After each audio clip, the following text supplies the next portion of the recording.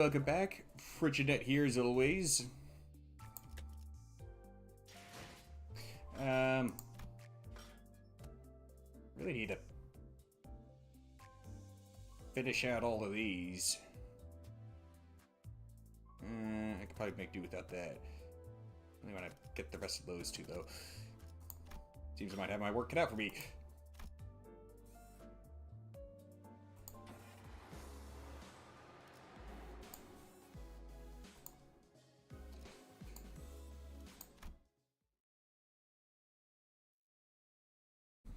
Yeah, up to that identity of Faust's. Trying to put together a sinking team. Trying being the important word here. Heathcliff seemed eager to, as Hohenheim had suggested, express his free spirit to the best of his capabilities. Alright, you there! Get in line! Single file, lads! Let's make this easy for all of us! Why don't you also participate in the test with the rest of us, Heathcliff? Yeah, but I'm the assistant.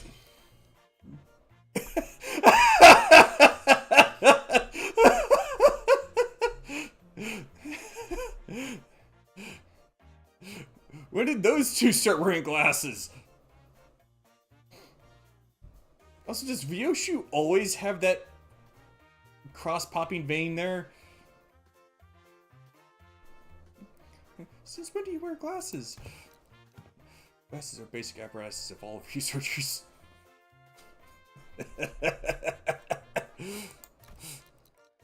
Look, slightly push it up on the glasses helps to put on the air of a studious, learned individual, like so. Just like how slightly push up the frames of my glasses while wondering what to have for lunch makes it seem as though I am contemplating the more profound aspects of life.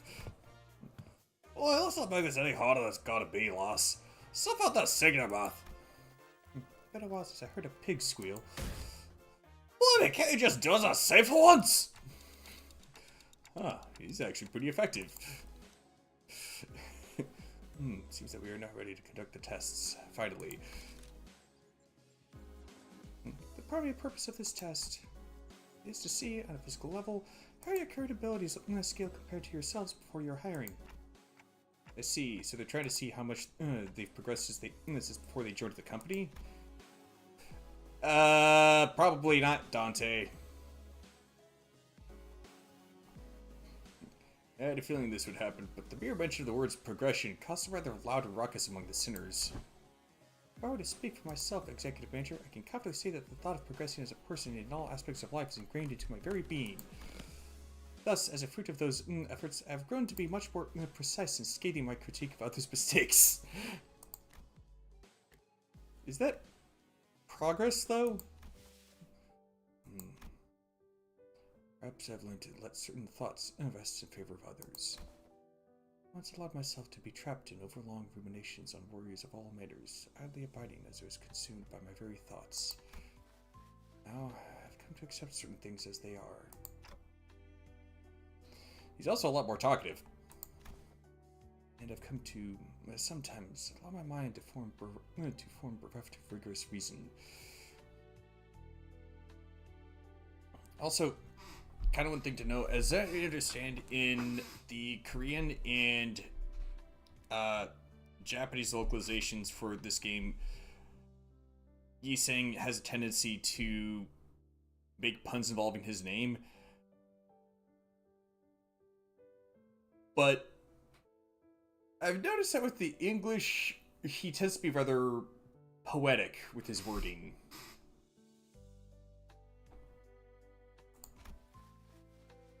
Which, well, considering the real life he's saying, seems rather fitting. Floating away gently as though on a rolling stream. Is that not quite pleasant? Okay, I guess that is progression of sorts. The record screech. I'm pretty sure I'm less of a picky eater than I used to be.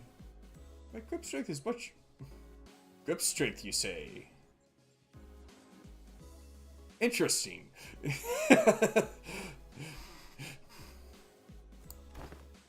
Oh! Look, I think I'm getting calluses on my palms. Well, you don't really have to try to prove it to us. because the enemies we're fighting have been stronger too.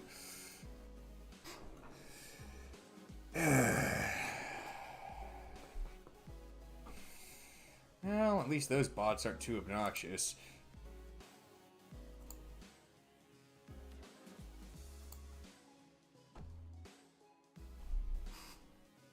It's important to keep bot spray handy, especially if you're a smaller streamer. Because the enemies we're fighting have been getting stronger too. That's an undeniable truth. We did experience a pretty spectacular year, you know. Year? I thought it was only maybe like a couple months in universe. Brutal year. Yet so. Hey, CG9! A brutal year, yet so potent with significance. True. I guess growth really does come with time, huh? Right? I feel like the bonds between us got a lot deeper. We've all grown closer, you know? Like glue. Like glue, huh? I like it. A certain misunderstanding seems to be brewing in tandem with this uplifting exchange of heart-to-hearts. Allow me to step in and nip it in the bud. Let me give it to you straight. All of your abilities were diminished the moment you were hired by this company. Equally defanged and depowered, if you will. Equally defanged? In other words, all of your abilities have been brought down to the, yes, to the same general level as our 11th sinner here. Oof. I hope it's not a stomach bug. Those tend to be particularly unpleasant.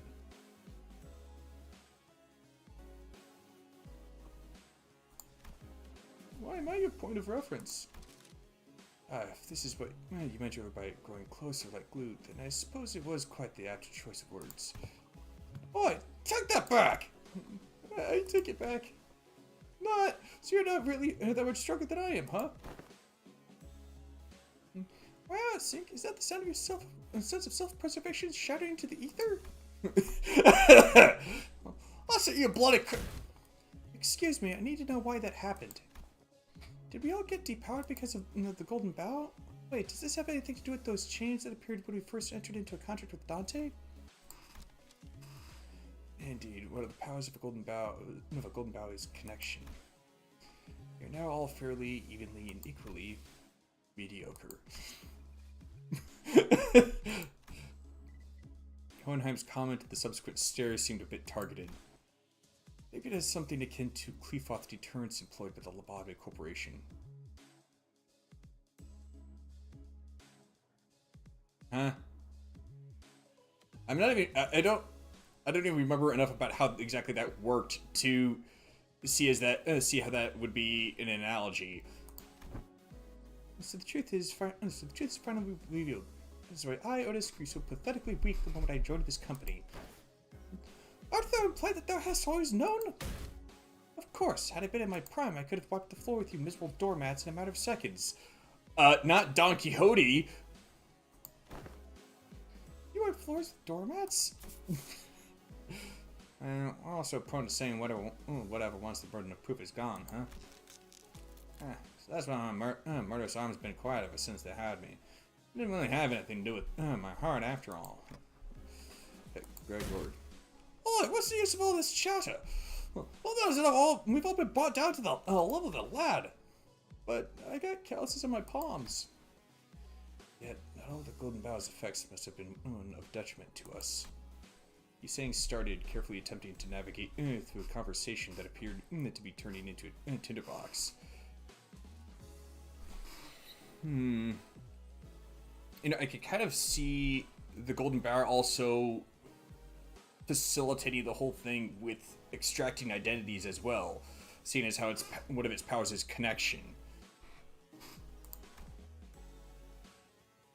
Was it not the advantages granted to us by the Golden Bow, impaled in the pallid whale of the Great Lake by which we triumphed? What? Really? Correct. Had the pallid whale been at its full strength, it is highly likely that we may still have been trapped inside its stomach, struggling to survive. Also, it can also be said that the diminishing effect was not applied in equal measure across all affected subjects. That makes sense, I guess. I never could have knocked Heath out with one punch if I was only as strong as Sync. It's a real handy trick, you know. Additionally, certain individual quirks cannot be suppressed by the Golden Bow.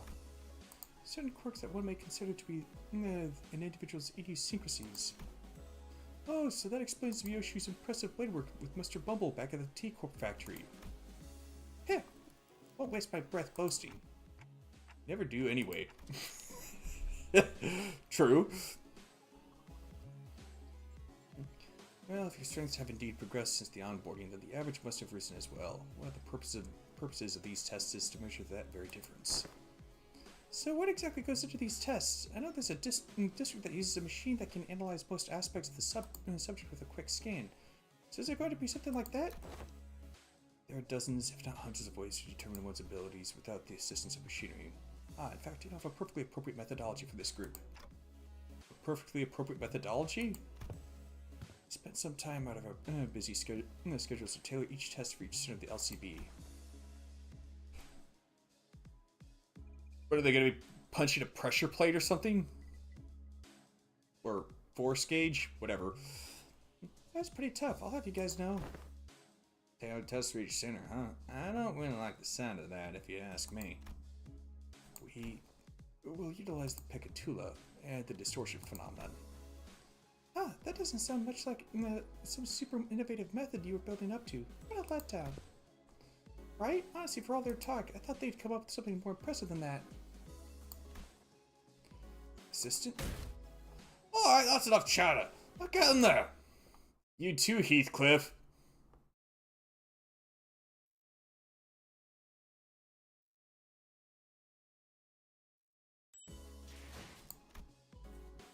Meaningless wrath?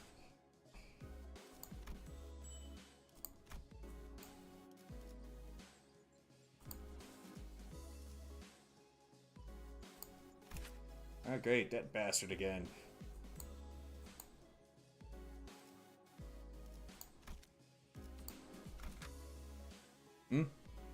Why those two?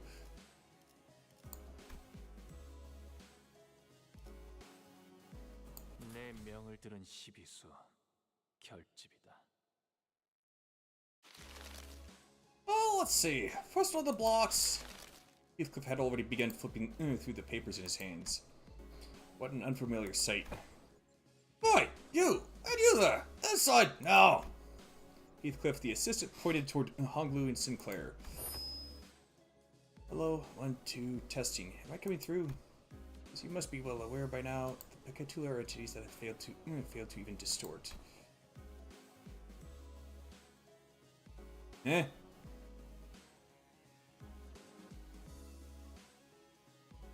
I thought they were more like abnormalities. But then again, due to that, like with distortions, it can sort of, I guess, like if a person is distorted, the distortion can get worse to the point that they become an abnormality themselves. Seems like we'll be fighting the Picatula again. Oh, right. I have a question. It's something that's been nagging at me the whole time since I arrived. Aren't these tests basically just us killing people for no reason? No, not really people. More like Picatula. They're all safely contained, which means that they don't pose any danger to anyone. Why is it being such a bleeding hard all of a sudden? Oh, we've been slaughtering countless squads of those sorts. So what's the hold up now? Yeah, but we didn't have any choice back then because we were on a mission. And do you believe that taking a life to live is unlike taking a life for the sake of it? I do. I understand. It seems that human memory is, after all, made to be finite. Save for a few exceptional individuals, people are prone to misplacing memories even from yesterday.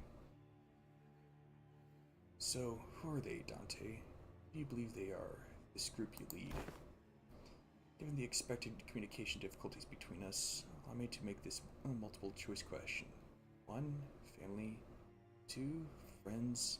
3, colleagues. I guess they're closest to colleagues? Dante says 3 colleagues. Honglu was practically squished against the containment unit window, holding up 3 of his fingers. He must have heard us talking. Incorrect. It's none of the above.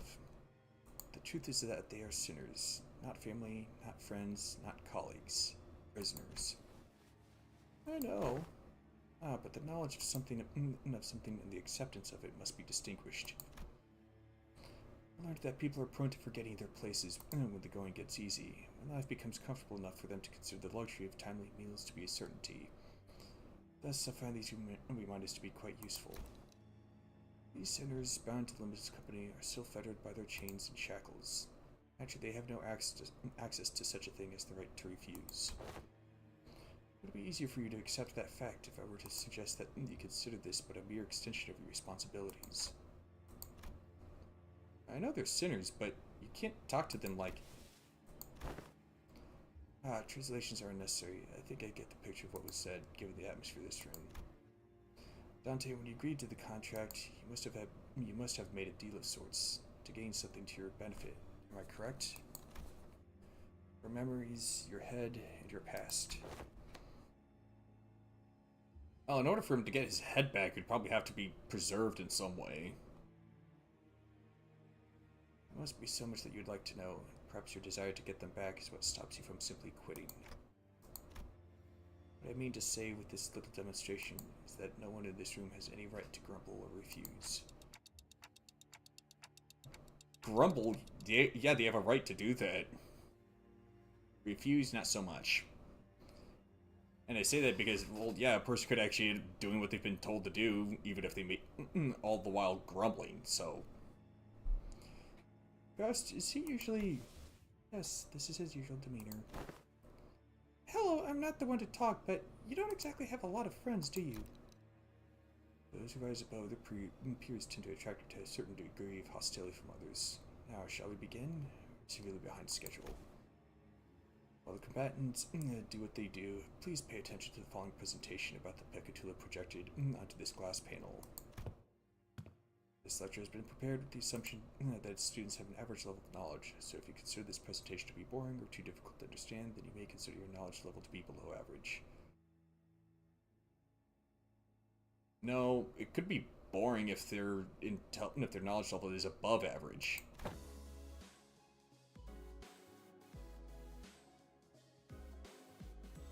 I say this from experience.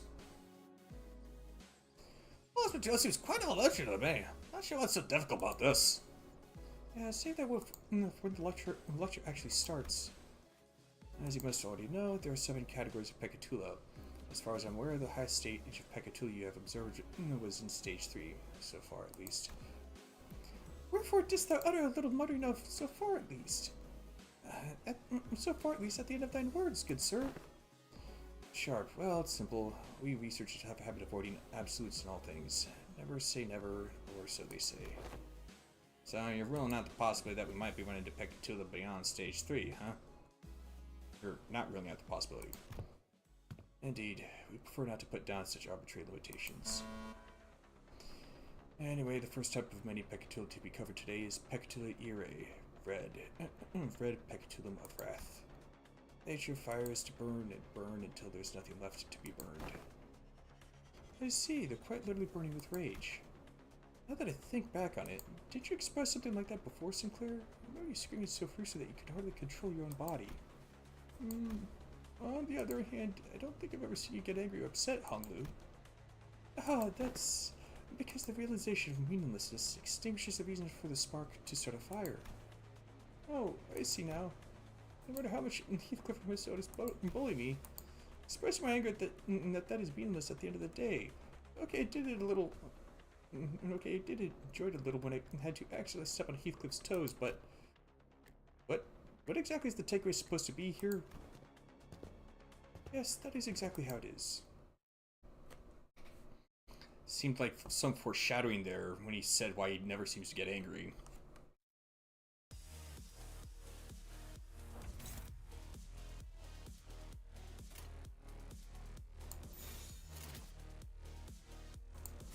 Oh, this will be quick.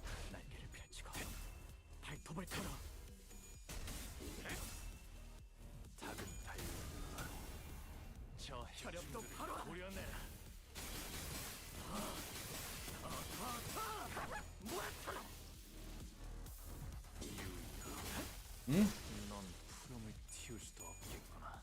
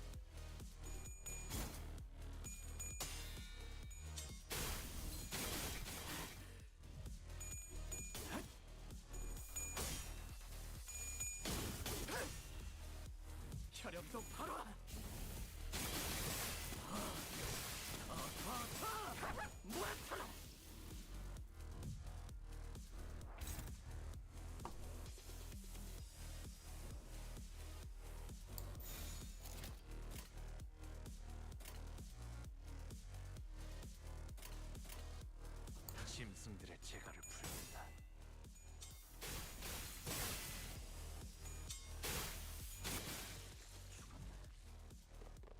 다음은 어디로?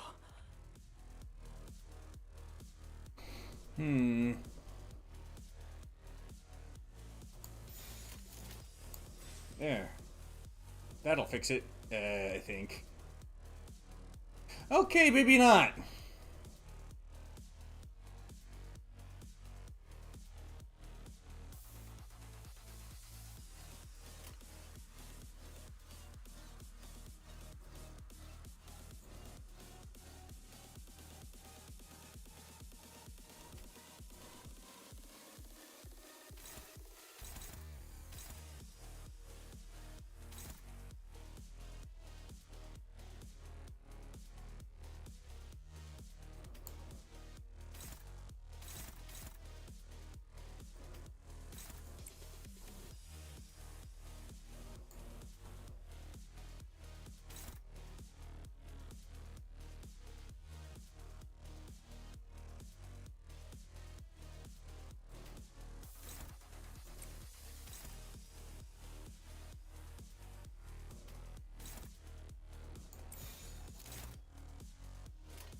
Oh, it says neutral. 발톱을 걸어. Oh, crap.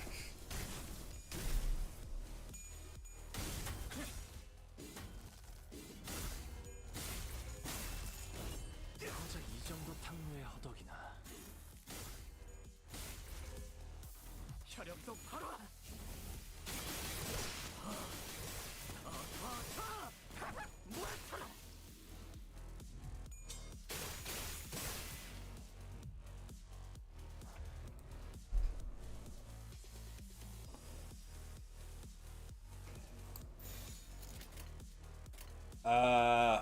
That should work out just fine. 발톱을 걸어. 다음은 어디로?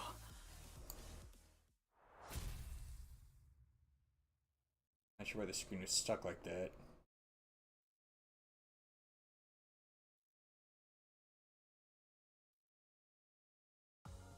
가문일서 모이만 뿌려주신다.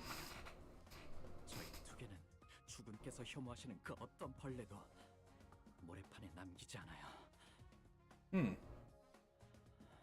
두 개의 쓸모는 증명했어요. 그러나 주군, 부디 저희가 외칠 다음 전장을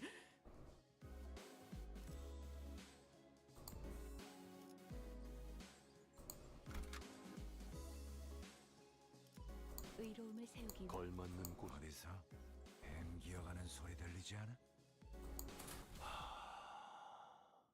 사냥감인가 몸이. Next up, you three, let's get in there. I don't know what else to do, bud. You can hear just fine without you shutting at the top of your lungs. Now let's discuss Pigatier, sloth. Stones are sturdy, but that's all there is to them. They are directionless and unmoving, completely sorted to inertia. They are trapped at their current lot in existence until someone else comes along to roll them away. Truly, there is no better symbol for sloth than them. It is efficient to live within the bounds of originally established routines. Getting lumped in with these turns making me real self-conscious all of a sudden. Like I'm just some lazy and incompetent. Do not compare yourself to Faust, Gregor. Should Faust become the point of reference for one's competency, the overwhelming majority of the city's population would be deemed incompetent. I'll admit that I'm not the most diligent person in the room, but I'm taking back that comment about being incompetent. Check this out, fellas. I'm not that rusty just yet. Charging alone into danger poses too late. This would be harder than expected. Let us provide assistance.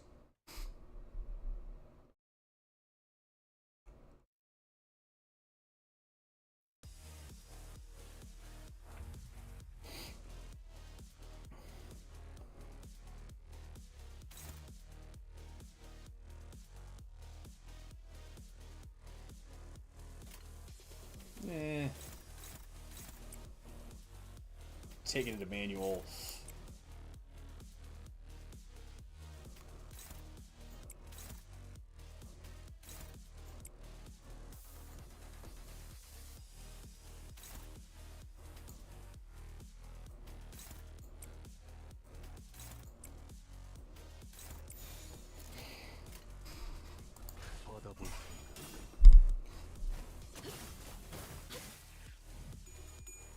one thing noted that should be noted about Sloth is that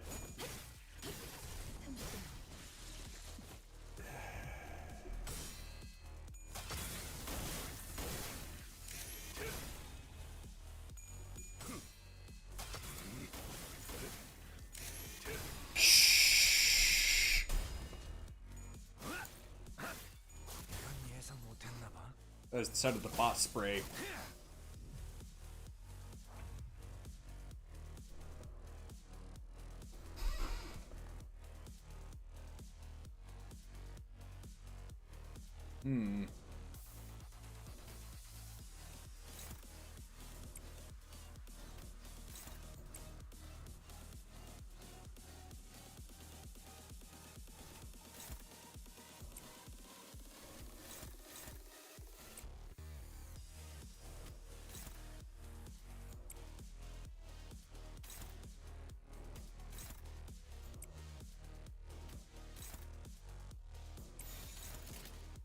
There we go.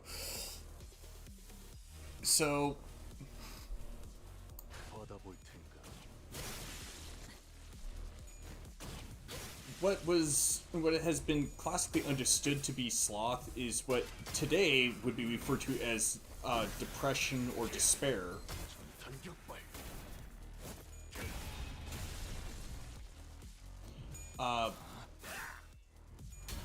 Which, if you've ever struggled, if you've ever had to deal with it, is actually quite fitting.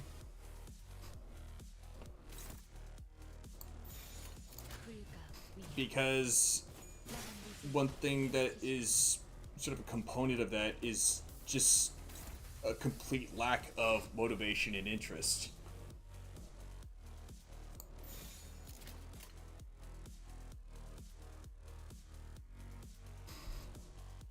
자, 어느 쪽일지 잘 생각해보라고. Oh, maybe not a complete lack, but a profound lack nonetheless. Oh, a profound lacking.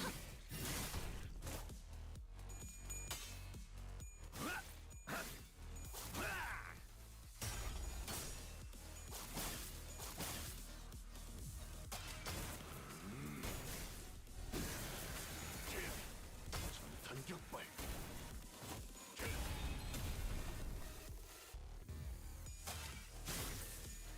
그렇게 서 있으니 목이 떨어질 수밖에.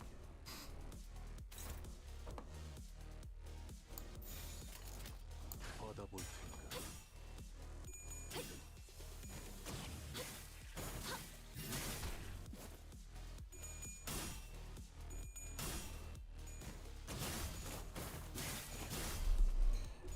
Furthermore,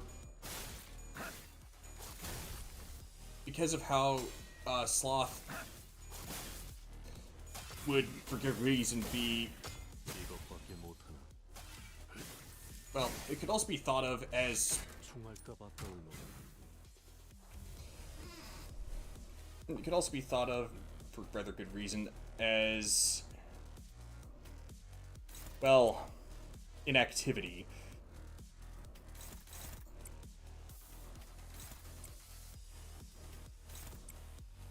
Which 받아볼 테니까. is also something that would naturally be associated with fear.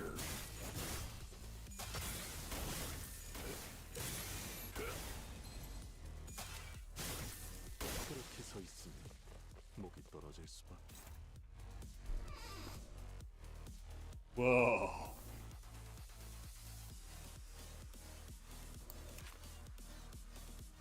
It's kind of cool in a creepy way. Oh shit, it triggers amplitude conversion into tremor reverb. That's not good.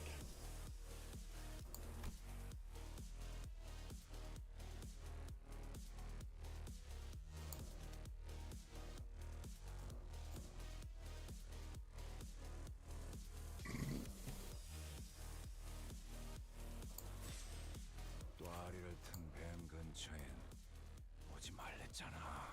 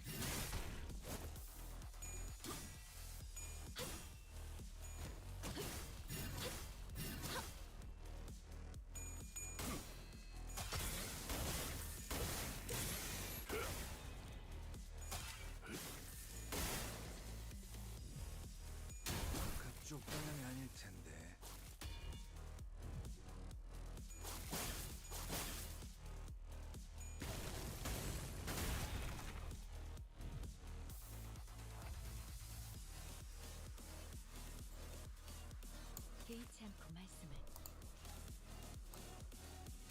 How'd they get that much tremor? Whatever.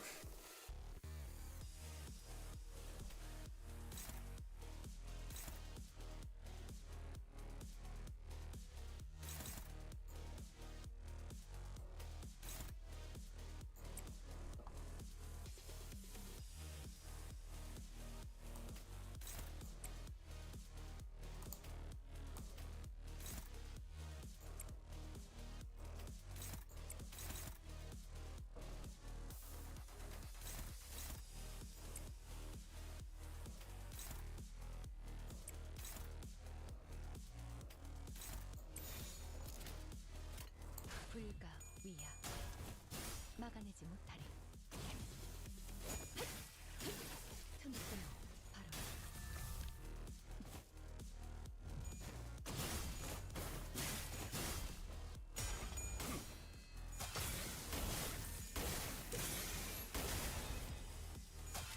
이것밖에 못해.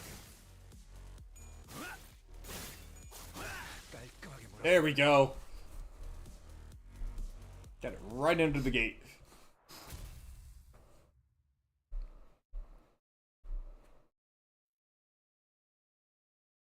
That's probably why Sloth is color coded as yellow in this game. 오늘 부끄럽지 않았습니다. 의를 바로 세우는 데 일조하였으니 내일은 더 떳떳이 살아갈 수 있겠군요. Yeah, Gloom. Defeat the enemies before they self-detonate. Huh.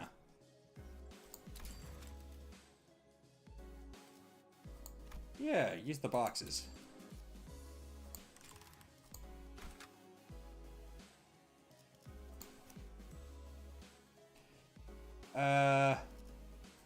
Better idea.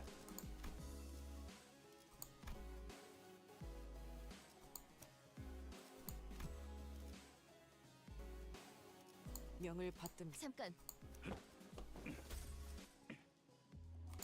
야음을 틈타.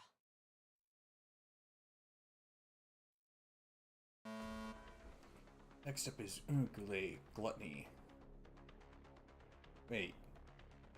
Gluttony? It says sinking on purpose. I would have figured that would have been associated with gloom. Roots of plants dig through the dirt in search of nutrients. What distinguishes them is, however, that they are not satisfied with satiation alone. The roots continue to grow, seeking an increasingly greater supply of nutrients. Yeah, because the plant keeps growing. Hang on a minute, what's this? Heathcliff, after flipping through a few more pages, had looked up at Hohenheim and shouted, "Have we really gone to do a song of death for each and every one of these peccatillum? Why don't we lump them together like how you've paired up us sinners?" Running low on patience already. Only simpletons would make such a basic suggestion. It's abandoned in standard protocol, in case you weren't aware. I'm also unhappy about this process, but sometimes we must swallow our complaints and do as we're told for the sake of proper test results. You make a valid proposition. What? Very well. I also fail to see the necessity in fighting these peccatula one by one, especially given the busy schedule ahead of us. Your suggestion is accepted, assistant. Huh? What? Really? Aren't you the one who suggested it? We didn't have to fight them one by one anyway. Then why did we do this from the start? Because testing them one by one yields a more accurate result. Studies suggest that the margin of error may grow by 0.06% when testing multiple entities at once. I see, but I say the benefits of a smaller margin of error outweighs the convenience of lumping them all together. Why don't we proceed as planned? Bloody hell, just let it go, yeah? Yeah, Otis, come on! This is very careless, this is why... I think we can risk a 0.06% greater margin of error, right? Indeed, it is sometimes necessary to prioritize efficiency over the pursuit of perfection. I'll abide by the executive manager's judgment. Very well, then allow me to explain peccatula merositatis as well. Have you ever immersed yourselves in deep waters? Quite easy to sink to the depths, no? Moreover, the deeper one sinks, the harder does it become to rise again. Pressure suffocates you from all directions. No matter how much you thrash around, desperately looking for something to grab onto, all you find is futility. Such is gloom. I suppose one of the few benefits of working for this company is that its constant motion gives no time for such emotions to drag us down. Especially now that I have some level of confidence that they might actually keep their end of the contract. Oh, it sounds like a disagreement's brewing. Even after I've joined the bus team, I still feel like I'm floundering deep in some ditch, you know? Though I'm only here because I want to be here, but still. Are you sure you're in that ditch by choice? Maybe you just don't know how to rise to the surface again. I don't appreciate hearing that from someone who doesn't even know what I'm talking about. Oh, well, it's all ready. It's all ready now. There you go. You too, assistant. You aren't exempt from the tests. Well, me too? Perfect timing. I'm getting a bit tired of all this mental exercise. Right then, let's wrap this up quick.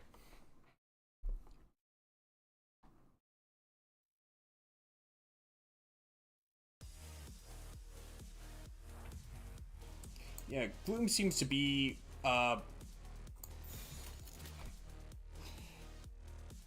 so much like how I said that, what would have classically been considered gloom, or not gloom, sloth is what would today be recognized as depression. Much the same way gloom. I just had the most one-sided fight. How so?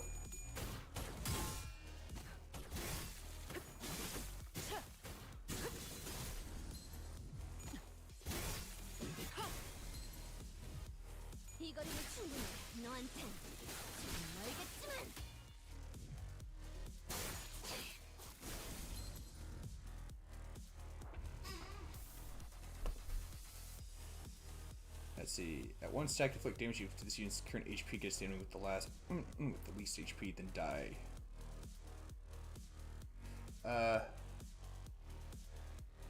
Am versus Homelander.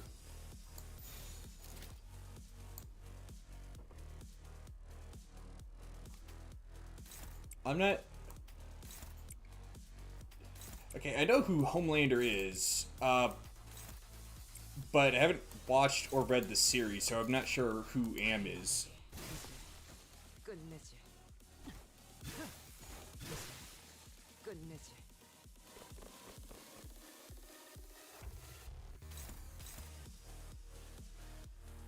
Let's see, gain 1 HP, heal.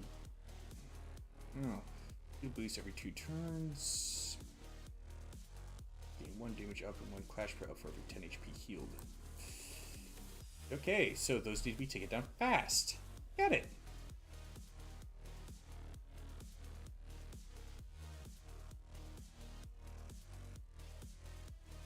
Oh!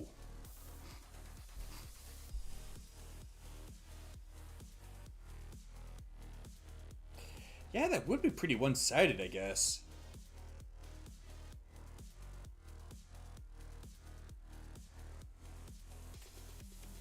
I was assuming Am was a character from The Boys. How silly of me.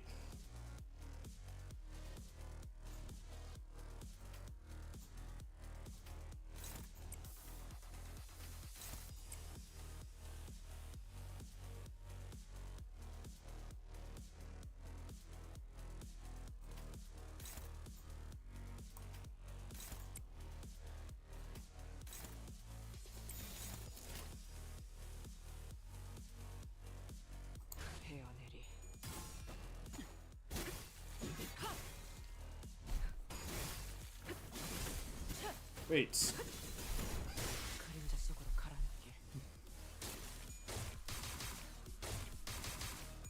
So was it like some other, like some kind of crossover thing, or is there a character in I Have No Mouth and on my screen who's named Homelander?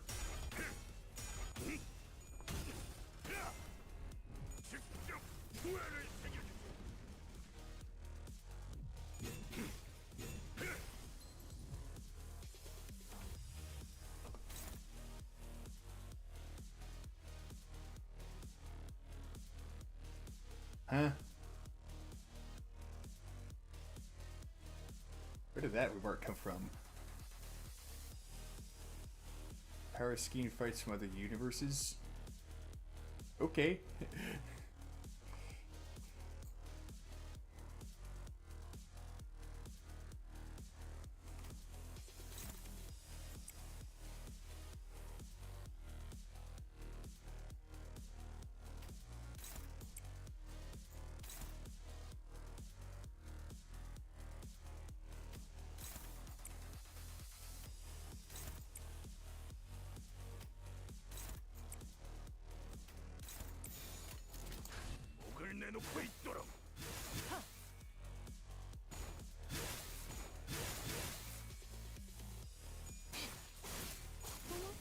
놀랐어? 좀 투성네.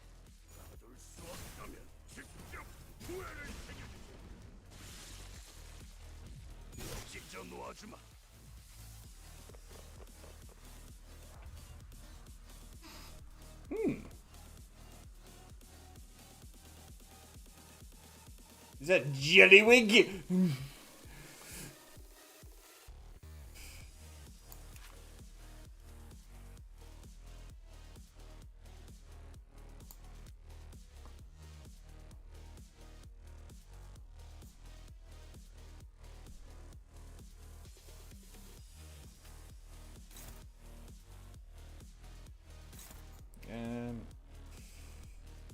Nope, she's worth Strider Mao. Wait, nope, not that one. That one!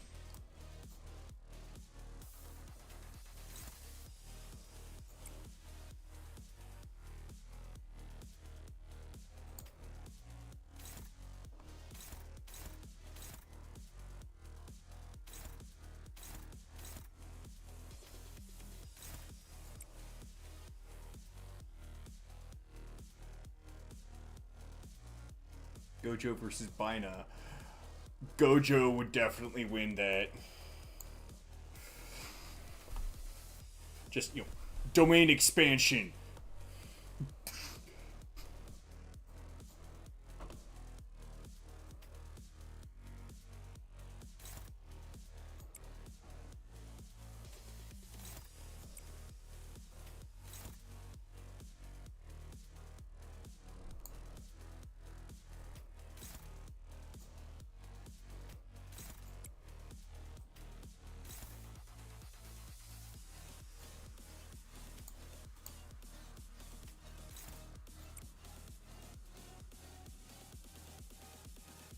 Has 2 wind cons?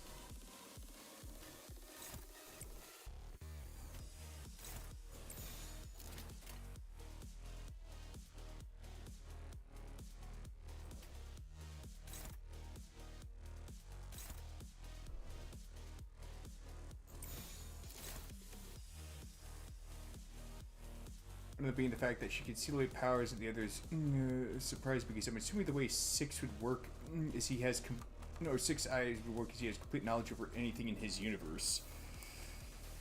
One of the other things that 6 eyes does is it reduces the like the cursed power and how much cursed energy, or I think that's it, that it takes for his techniques to almost 0. 목을 콱 물어버리자고.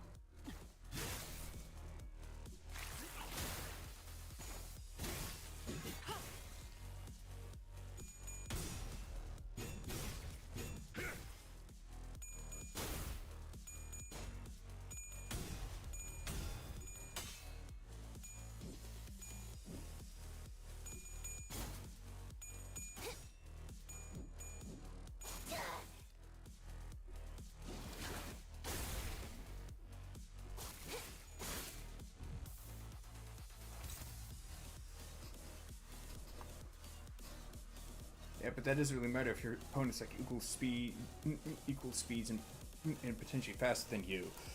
Well, there's also his defensive technique, which, unless Bina has some kind of way of sealing that, or has like some kind of offensive technique that can just cut clear across space, she wouldn't even be able to land a hit on him.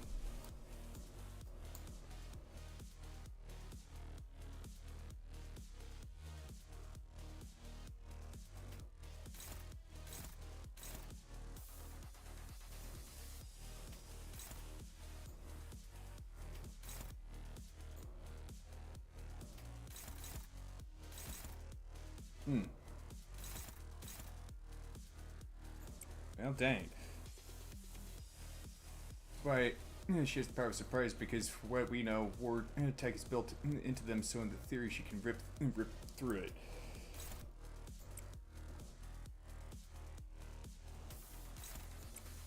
Well, that technique that I mentioned that Gojo has, he keeps it up all the time.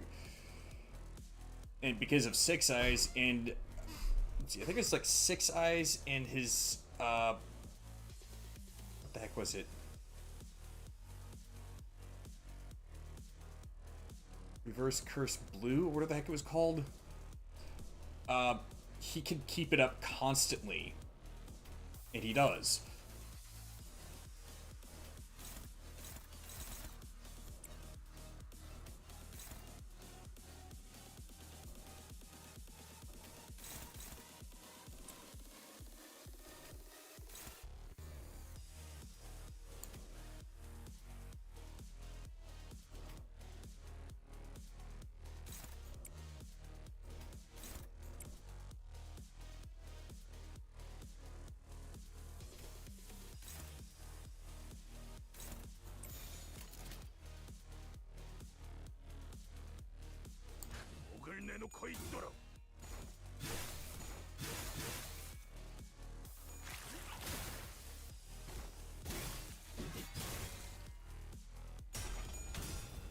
Confused at time or not. I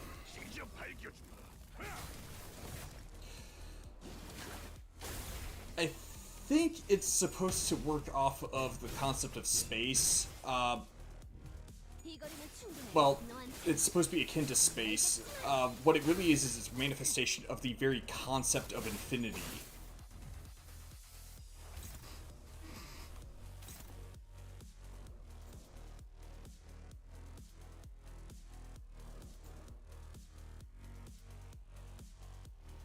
Oh. Well. Crap.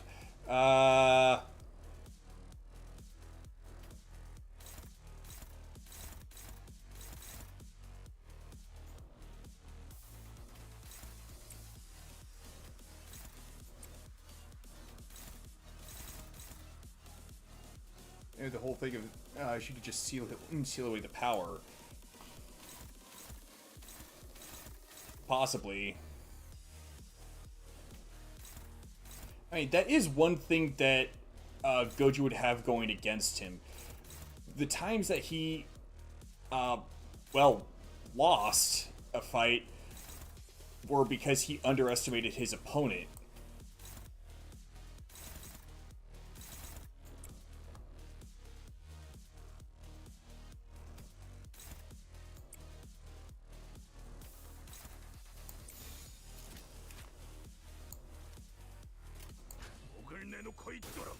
Oh, come on! 불쌍하게 울부짖는군.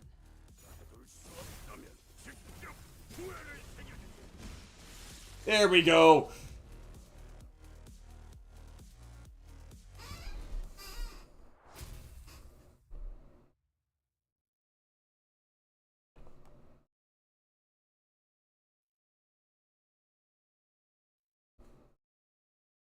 그림자가 그들을 덮었습니다.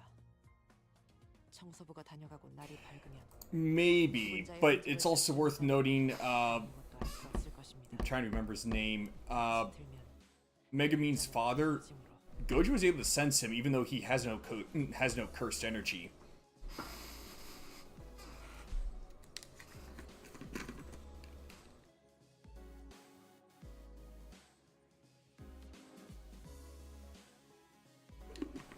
Let's see. Trying to remember that other technique he had.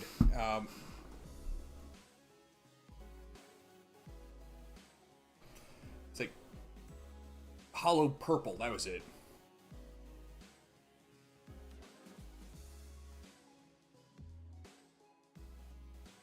Yeah, like I said, it's possible. But that said, if he uses, hollow purple, yeah, there's no sealing that because it's the concept of nothingness. I mean, in Death Battle, he was able to use that to bypass the control, well, Makima, the Control Devil's defense. 준비한 대로만 하면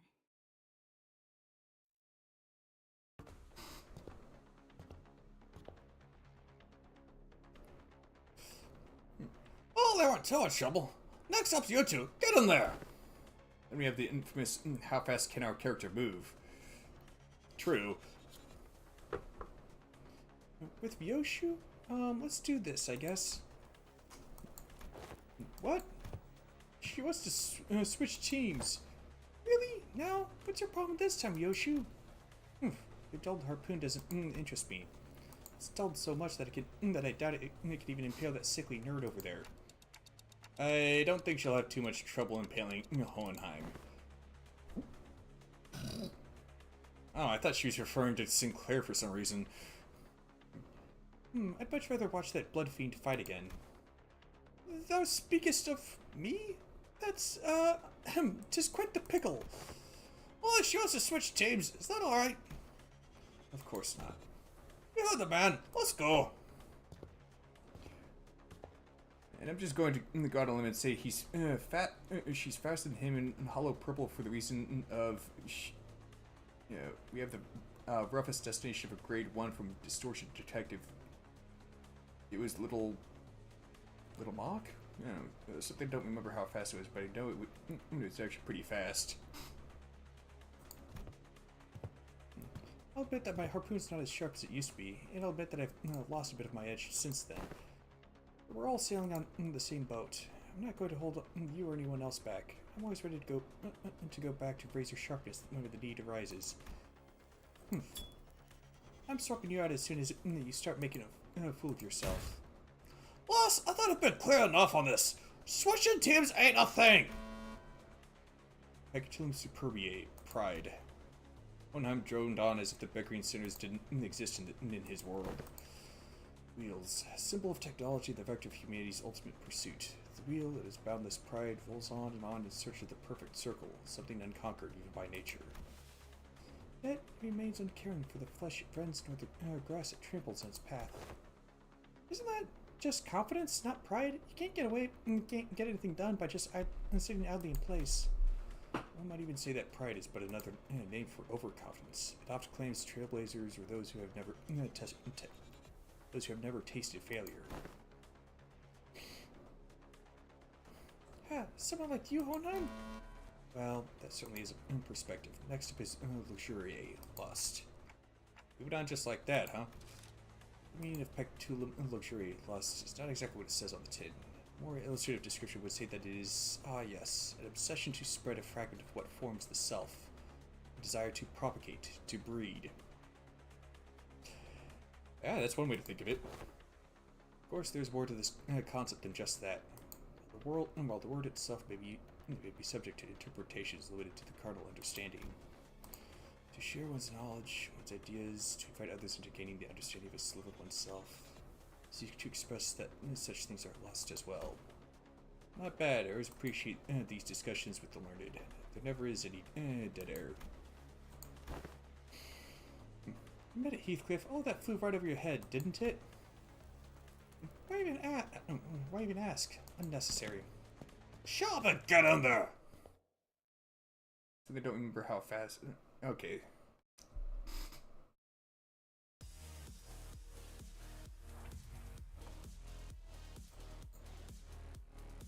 I've also seen Lust.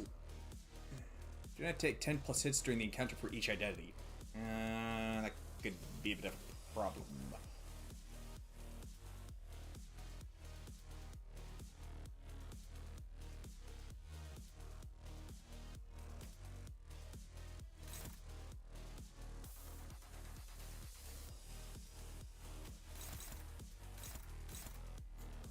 Okay then.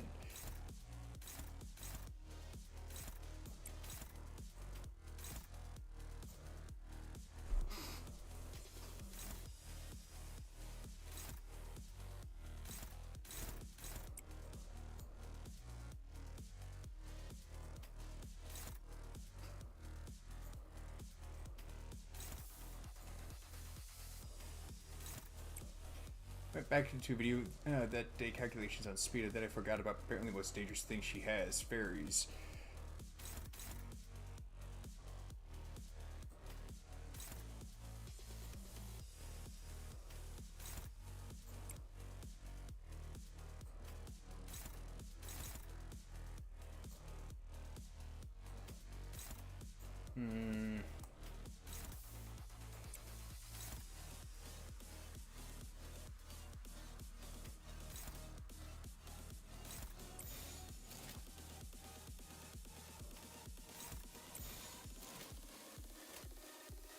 시간 끌 것 없이 모조리 지워버리죠.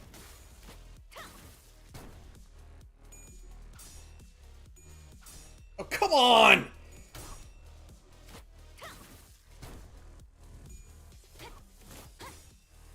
무상한 목숨. 불끄듯 지워. Fairies can get around any barrier. Well, the thing is, the technique I'm referring to, it acts like a barrier, but it technically isn't. Like I said, it's a manifestation of the concept of infinity. He compared it to this. Gojo compared it to the story of Achilles and the tortoise, but you could think of it as being kind of like how there's it's like there's mathematical equations that if you plot them out on a graph, there'll be like some kind of value that it'll get closer and closer and closer to, but never actually reach it.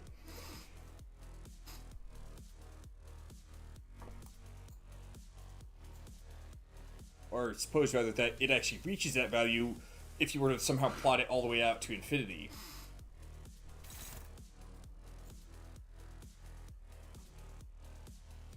Now that said, fairies are able to unlock anything, so it could be argued that that fairies would be able to get around the function of it by basically kind of like making it an opening in space.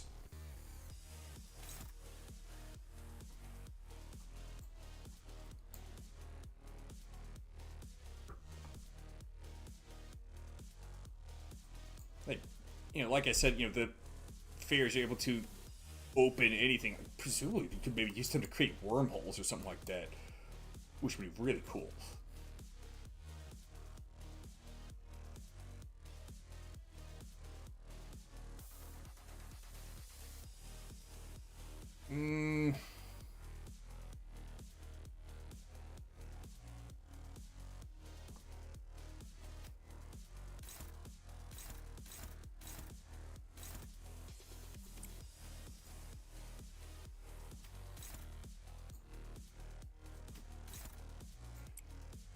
Alright. I think I got some SP.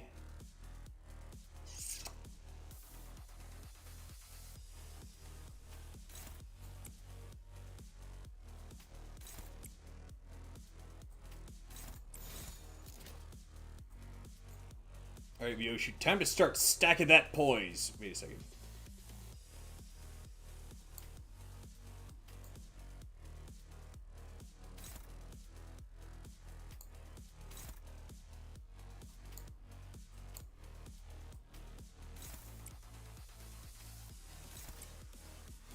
Derp.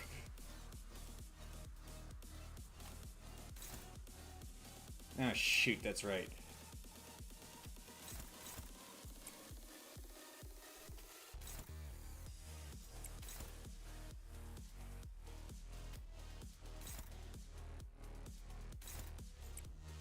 I have to be such a slowpoke there. Ishmael.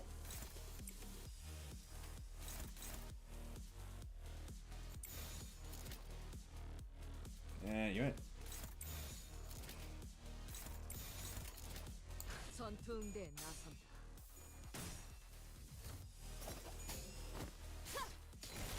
물감을 준비하고.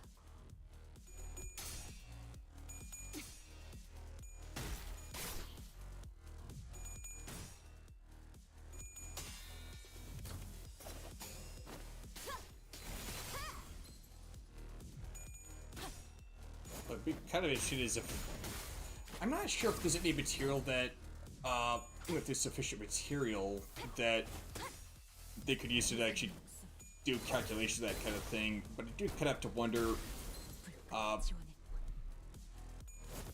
if like Death Battle would have any duty videos involving characters from the Project Moon setting.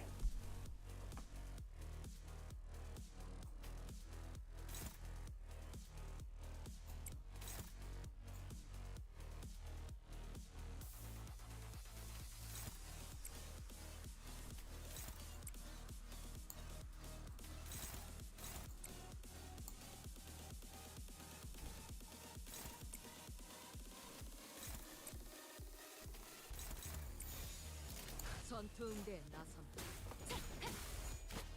최근은 좋았어요. 최근은 좋았어요. 최근은 좋았어요.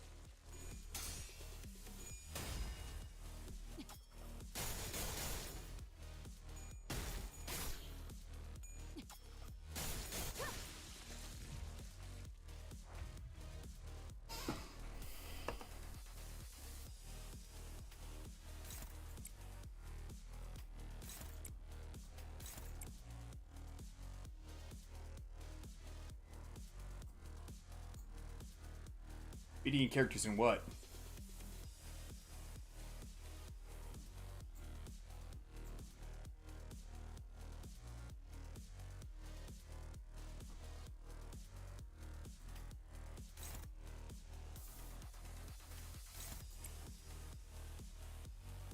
Yeah, what the heck.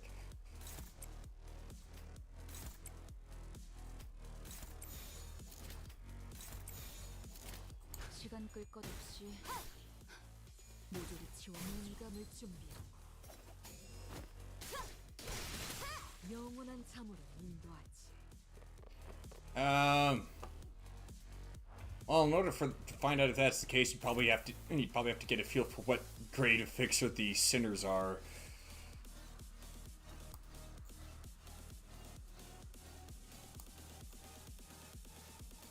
Keep in mind, I'm not necessarily talking about like, you know, death battle, like say between Bina and Gojo, but rather like who they'd put some of the characters from Project Moon up against.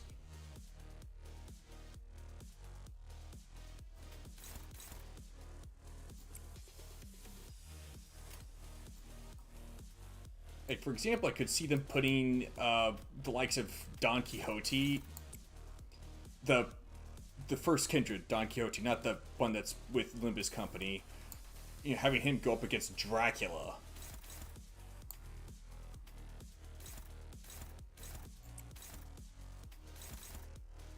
And by Dracula, I mean like, probably the version from Castlevania. Modern media as a general, like as in TV shows or movie characters, I feel like at this point we should count comic different.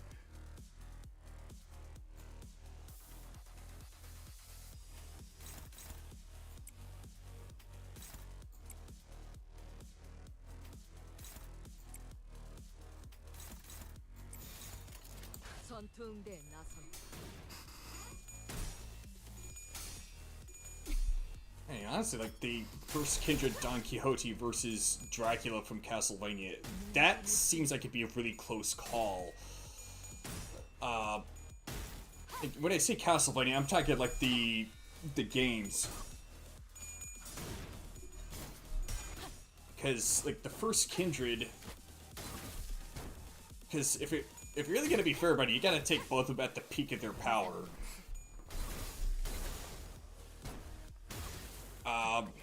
Which would actually be kind of tough to do. I'm not sure. Was it ever really conveyed just exactly how strong Don Quixote was at his peak?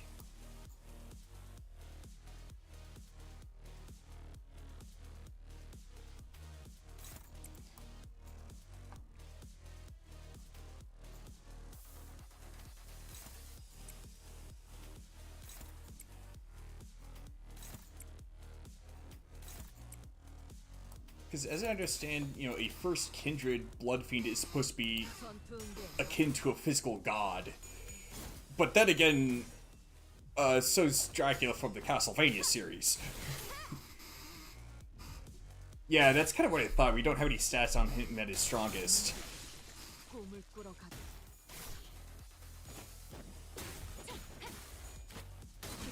And I remember there's the death battle between Dracula and Ganondorf, and Ganondorf got completely smoked.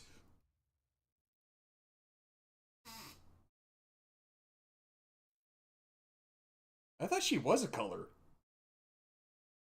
전투응대는 성공적이었다. 나쁘지 않은 움직임이었어. 이제 다른 쪽 집안일로 돌아가지.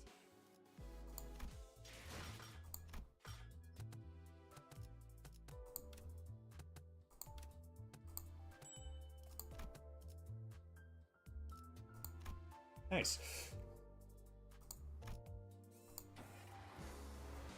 Although one thing's for sure, you know, battle, whether it be death battle or not, between, you know, Don Quixote at his strongest and Dracula from Castlevania, that would be epic.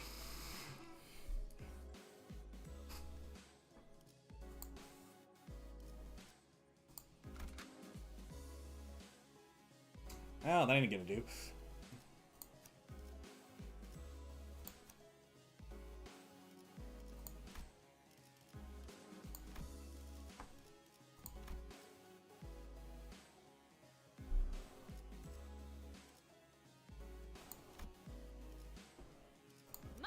극수, 오필도, 이상이요. She's considered the head of a wing? Wouldn't that make her even stronger? 사랑과 정의 이름으로 지금 이곳에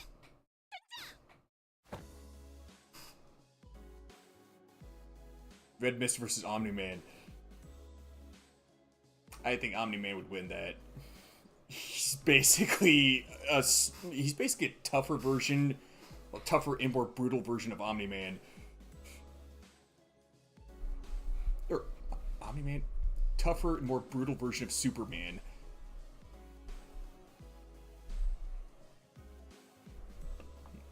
Verily, now is the time for young Issei and I to face the test. The nature of our trial shall take form as Pecatuli Invidiae. I assume that we all have a first-hand experience with static shocks. How doth static shock have aught to do with envy? Anyone who's been subject to both static shock and envy of others must know that the latter stings in the same manner as the former does. I ill comprehend thine explanations. Ah, I see. To explain in Planer's example, Miss Don Quixote, you've always been fond of and held great respect for the illustrious color fixers, am I correct? Verily, I should be second to none were my passion for them to be measured. Imagine yourself at a convention of sorts, which the said illustrious color fixers are holding an event to disseminate their autographs. Imagine that you are part of the excited queue. Oh, indeed! I have mentally placed myself there. Proceed! Yet in great misfortune, the event comes to a close, mere moments before you would receive your autograph. Well, I think she's considered the head of a wing because of that one little ending dialogue with Virgil. I'd have to go back and check that. Alack, for woe! Fate playeth such cruel jest on my pitiful soul! Now, do imagine, what sort of emotion would you feel for the fellow fan who received the final autograph immediately before you were to receive yours, ere the chance was robbed? Well, 'twould be quite the jealousy burning within mine heart, painfully tingling sensation, but... Oh! Ah, you certainly enjoy explaining things, don't you? I suppose all scholars are kindred spirits after all. You two, quite the show I could get in there! Verily, then onward to a new adventure! That I shall follow.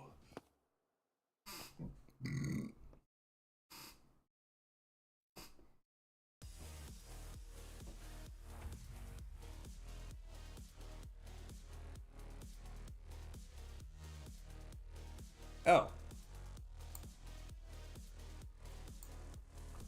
Yeah, that should be easy enough.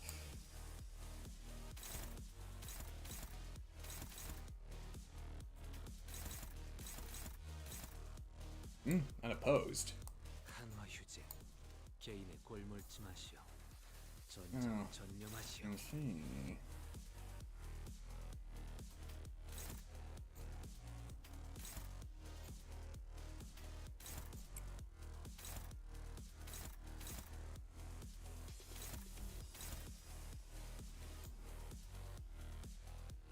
Oh.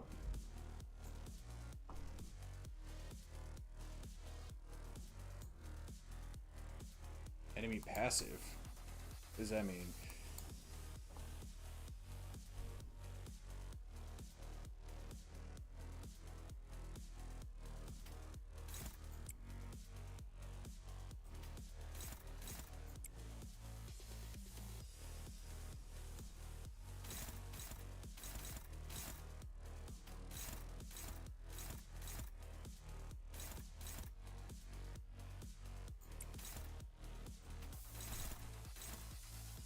Well, that sucks.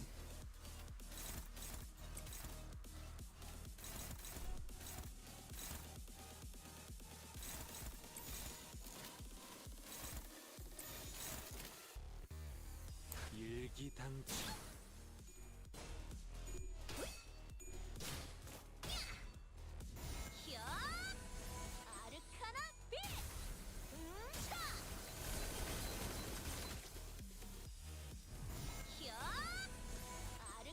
Let's see, the tale of P Corp that everyone who's lived here knows. The old tale about the singularity created by P Corp's chief executive director. That quote. Should have put parentheses, but 이 정도쯤이야? 마음 놓고 열어줬지. that would, you know, that's actually a good point because that would also explain the rescue mission. 봐라. 전부 우리는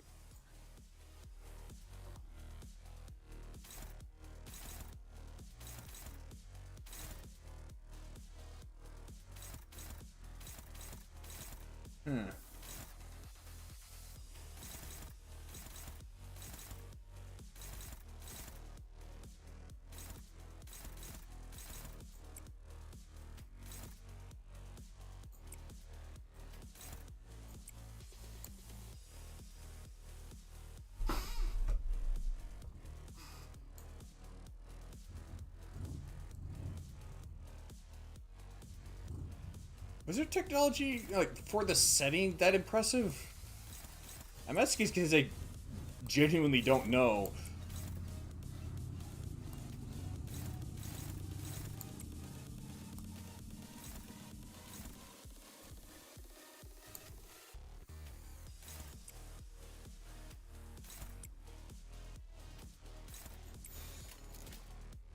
She changed her sword into a bow, whatever he gains distance so that he can build up momentum.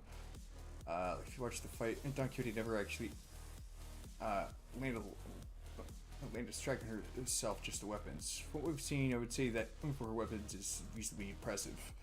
일기당치. Oh, come on! 나를 칠 테인가?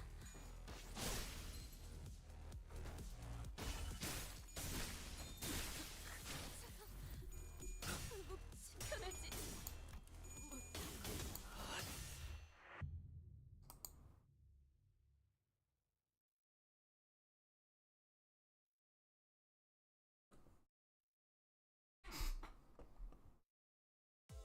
결국 이렇게 된 것인가?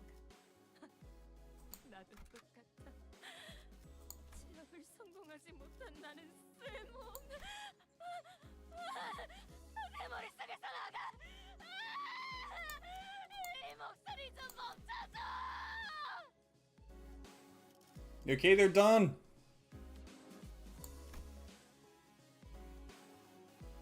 Oh, wait. 소재가 준비됐소?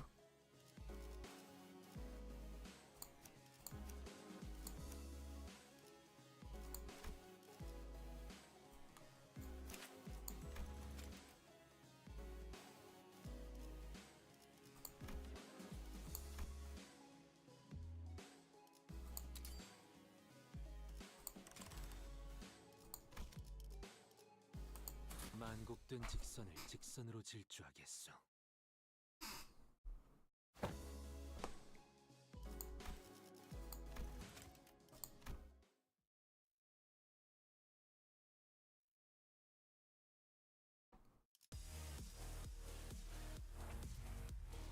Okay.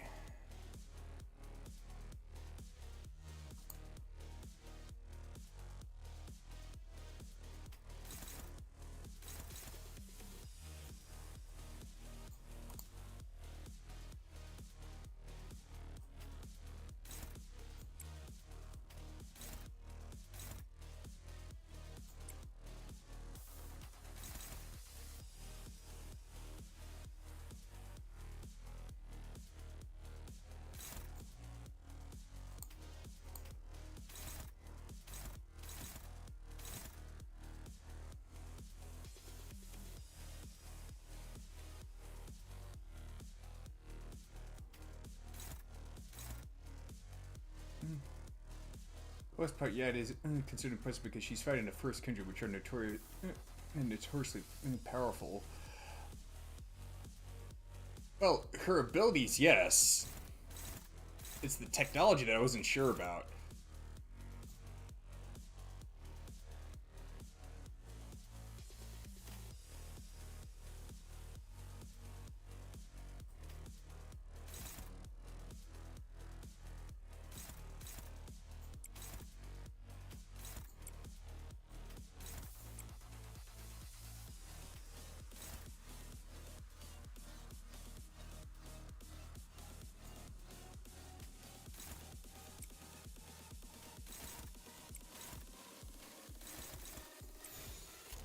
일기당천.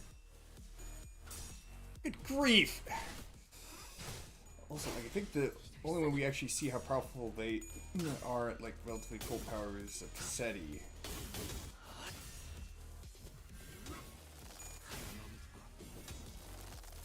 거꾸로 제쳐라.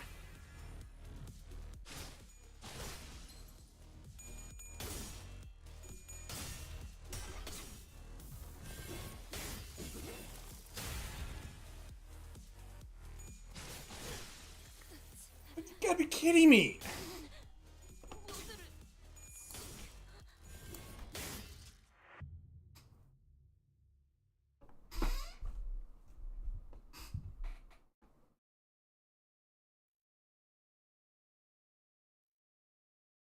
성과를 내지 못했는가? 이래서야 아시의 이상에 다다르기 위해 몇 해가 필요할지 가늠이 서질 않는군. 군주의 수를 기다려야겠어. 당장은 이 앞을 달릴 엄두가 나지 않는구려.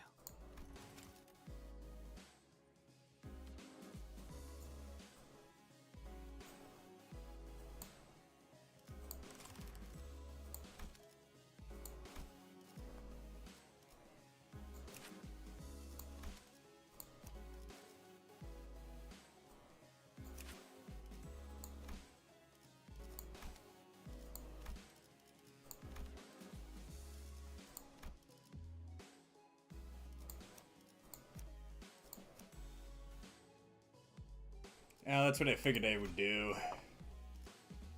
Don's the one that keeps getting staggered. Or killed. Well, usually staggered and killed.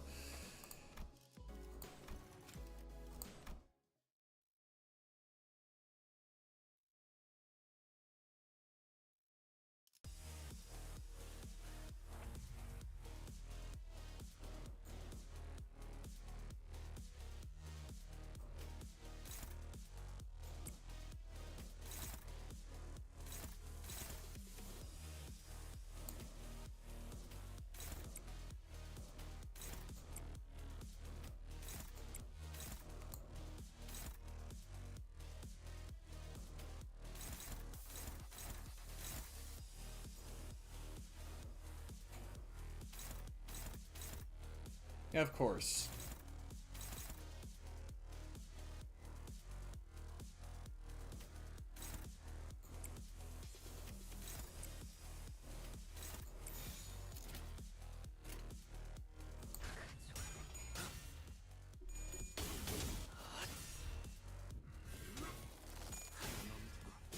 물 넘고 거꾸로 제쳐라.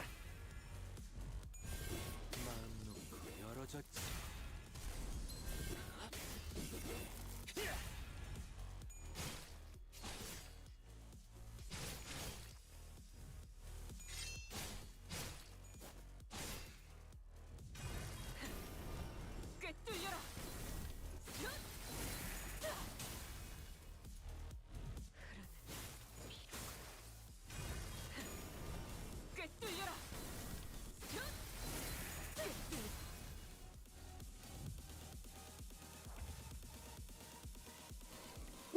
boy.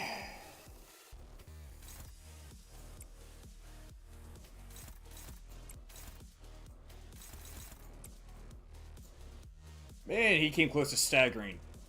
Good thing he didn't.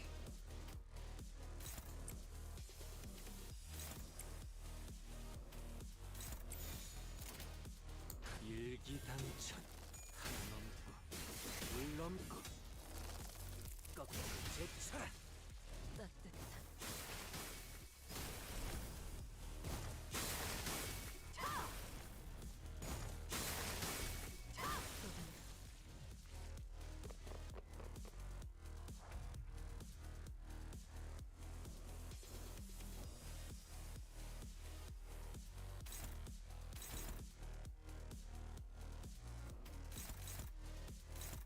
Neutral? You gotta be kidding me.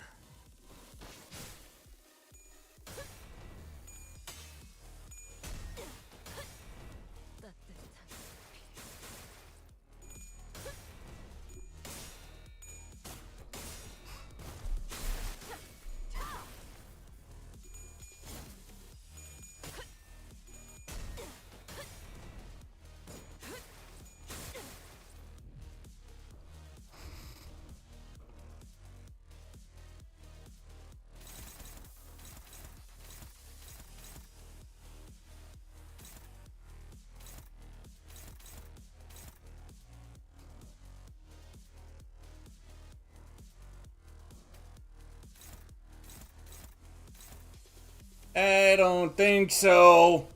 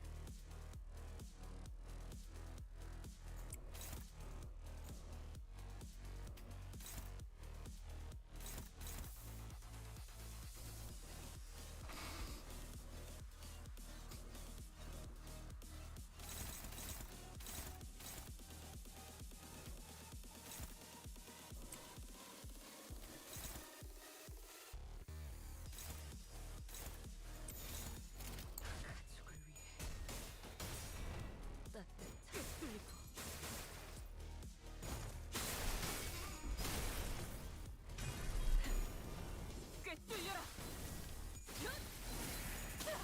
꿰뚫리고 Gotcha.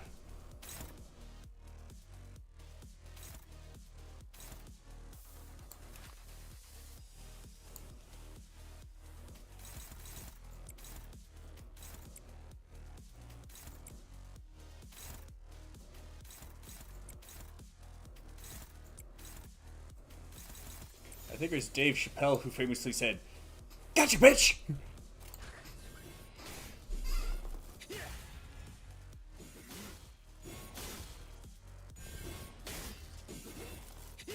바람 불어오는 대로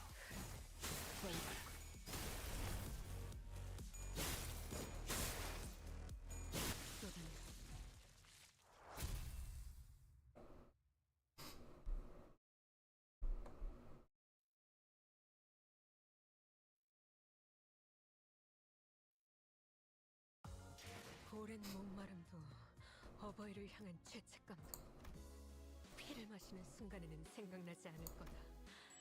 그러니 가릴 것 없이 마음껏 마셔. 그게 우리가 이룰 수 있는 유일한 폼이니까. That's clearly Don Quixote's silhouette there. And I'm pretty sure that's short for the price of curiosity. Gee, I wonder what this might be about.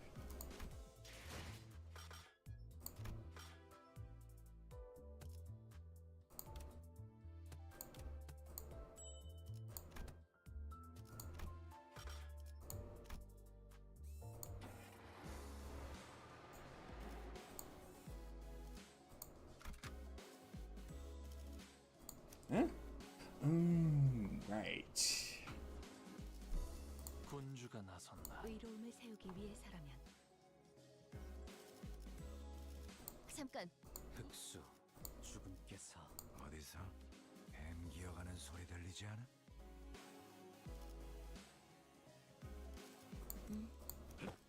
주인놈 걸맞는 나를 불렀나? 헌팅 커틀러리 준비 끝. Don Quixote Electric Boogaloo. The foundation that led to this disaster was laid by none other than Yi Sang, whose only sin was making an innocent, tragically casual comment. Sometime after we ran our final tests. Please vacate the room, people. Cleanup coming through.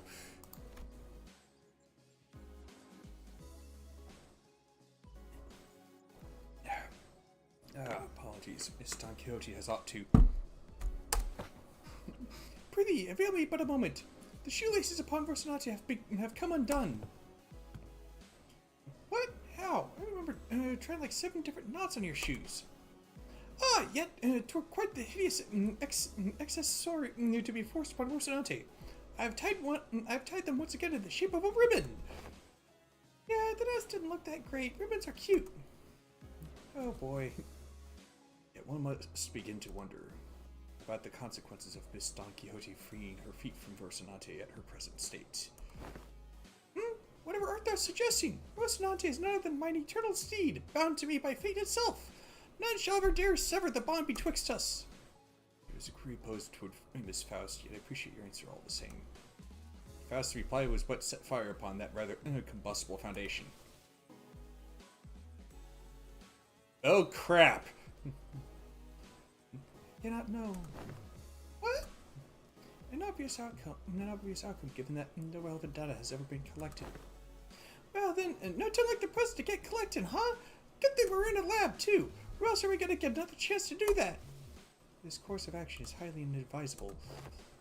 Yeah, sounds like a bad time to me. I heard all kinds of horrible stuff happened on that train the moment her shoes came off. Sure did. But that's... 'twas but an independent decision called by Rocinante itself due to certain extreme circumstances that had naught to do with my will. Well, you know, potato. I was already quite aware that the core of that individual may as well lie in a pair of running shoes.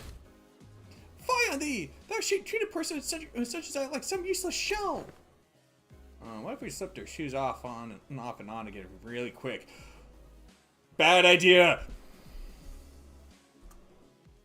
The standards of the LCE department demand precise measurements. In other words, these tests would be meaningless if all we are measuring is a hollow shell. A hollow shell? We have indulged in predictable provocations enough, Hohenheim. It seems necessary to remind you that you have not yet received the full report of what transpired during that incident. In other words, you are risking the consequence of an unexpected event. You concern yourself unnecessarily. The construction of my laboratory boasts a rather solid build. Yes, but I don't think you know how solid it would need to be, so best to err on the side of caution with this. Not even abnormalities on the more powerful side of things can puncture holes in its walls. When you say on the more powerful side of things, are you talking He class? Wa class? Aleph class? Because I think it's that third one that we'd be dealing with here. Minimum. Oh, very well. Not force your hand. However, due to your unwillingness, I am behooved to record as such in my research journal. Due to the concerned sinner's utterly terrified reaction at the prospect of having to remove her shoes, I must unfortunately leave only a half-complete test result here. Was? For your information, these research reports are stored for at least a decade. Yes, you will have possession of a full record of your playing cowardice for at least 10 years. Outcome NA. Reason subject was too scared to participate. After much contemplation, I have come to conclude that the dearest Restaurante deserveth a moment of respite as well. Yi Seng, you might want to beat feet out of there. And I, Don Quixote, shall demonstrate before thee that Don Quixote is Don Quixote in her core still, without Rocinante's assistance. Are you sure this is a good idea, Faust? Hohenheim, if your employment at the Limbus company ever comes to a unilateral termination, I suppose the cause will be rather apparent. Your highly irresponsible level of curiosity. Not a good idea. Got it. That would be my greatest honor as a researcher. Hey, if anything goes wrong, you say will be on the ready to slip those shoes right back onto your feet at a moment's notice, okay? Virgil, you might want to get down here. I shall be on the ready. Behold me not with such excessive anticipation all. There shan't be any revelations here. Don Quixote begins to untie her shoes, seething. The seven-layered knot poseth quite the difficulty. Young Ishmael, wherefore hast thou tied these cords with such unwavering tightness? I was hoping they'd be the last knot those shoelaces would ever tie. Of course. Ah, there we go. Rest thee well, Rocinante. For I... Uh-oh. The sinners and I were all quite nervous, but none of us stepped forward to stop this experiment. Why didn't we stop this? Because we thought we knew removing Rocinante doesn't necessarily mean that she'll be losing control because we saw its effects on the warp train in that La Mancha land? Or was it because we assumed that Rocinante was now just a disguise, and now that Don Quixote has accepted her past as Sancho, removing it wouldn't affect her psyche at all? Whichever was the case, it was a mistake to ignore that nagging feeling. These researchers don't know what facing Don Quixote, Sancho, the second kindred, is like. We do. Mother. Oh, Mother. Our existence is death in perpetuity. Complete us. Fill our hunger. We pray unto you. Fill us with the blood of humans. With the blood of humans. The teeming, shouting voices suddenly begin to echo in my head. The voices of all the children he had embraced. Perhaps this was the blood fiend's instinct-given voice, imprinted upon them at the moment of their birth. Proliferate this disease, embrace this unending hunger for blood, and propagate the family. So many voices, so much yearning, so much desire. Every single kindred that has ever existed in the past kneels before Don Quixote. Oh, dearest mother, as your children, when shall we be permitted to quench this thirst for blood? I must drink blood. I have to drink all the blood that the family deserved to drink. I must. Dante, wake up! Ain't this a lot like the last time on that building when that fire on that head suddenly exploded? I have to. Gotta get a hold of myself. Thirst. Why can't you feel thirsty? This doesn't make any sense. Yeah! I'm okay. I'm okay now. What did you see, Dante? If we want to bring Don Quixote back, we're going to need to quench her thirst somehow. We need something to sate the combined thirst, the desire of every single kindred. That's not good. Do you keep any blood in here? Well, let's at least try to quench what's... yeah, we have some blood samples if you need them. Damn it, have you been listening to what the executive manager's been saying? It's the combined thirst of every single kindred. A few blood samples aren't going to do anything. So, you're gonna sit here and do nothing? Ain't this just about getting her shoes back on? Right, you say shoes, get those shoes back on her feet. I cannot. A bizarre wall of pressure surrounds her. Now, this is one luxury cig. Good flavor. I bought those luxury cigarettes with the last bonus pay. These readings are incredible. So much power, even in a state that is, for all intents and purposes, complete emaciation. What? You think you're all knowing this would happen? I had many outcomes in mind. Some were quite similar to this, but this is beyond even the most extreme of my predictions. How the crap are you so calm about this? We've got to do something. You haven't even seen how hard the loss hits. What would be the use of panicking, right? I'm not panicking now. If the outcome does not align with the predictions, the first course of action would be to analyze the given data. However, it doesn't seem like our containment measures will be the answer here. Thus, the task of stopping her seems to fall straight onto all of you. Time for us to pay the price of curiosity. And Faust, if you're gonna say I told you so, now would be a good time.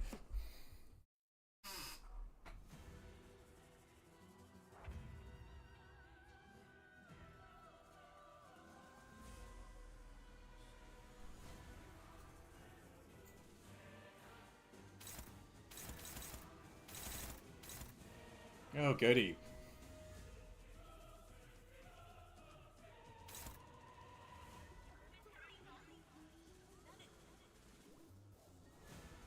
Might just have to eat that one.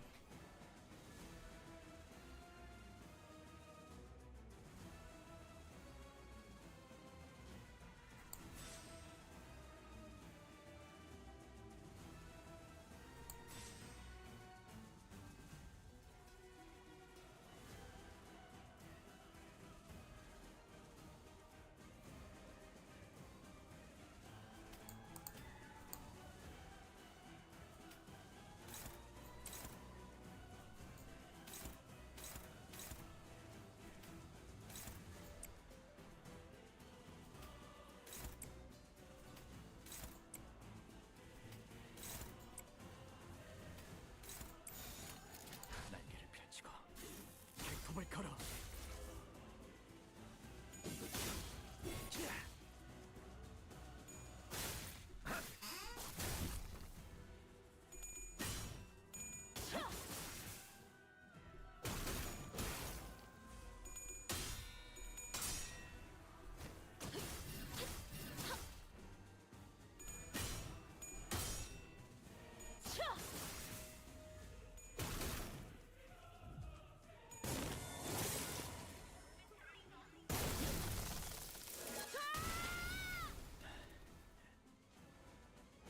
You okay there, Sinclair?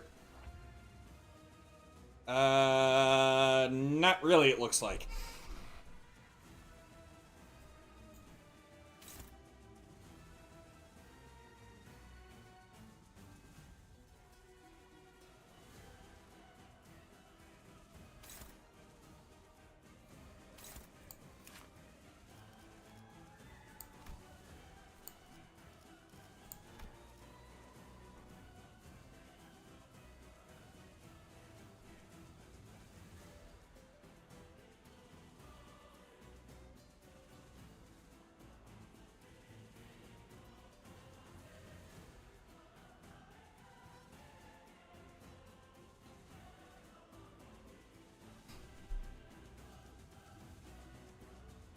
Okay, so I need to win that clash.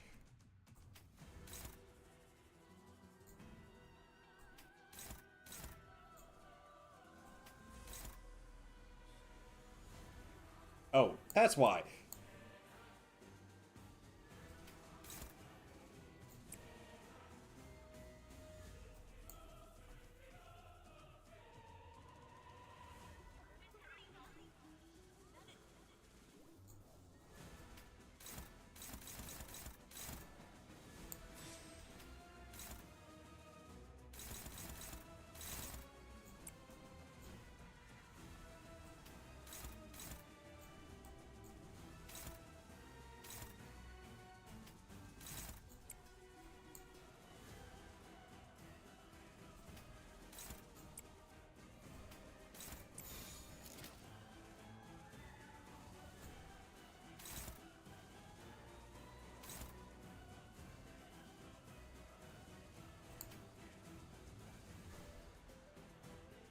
Oh, crap.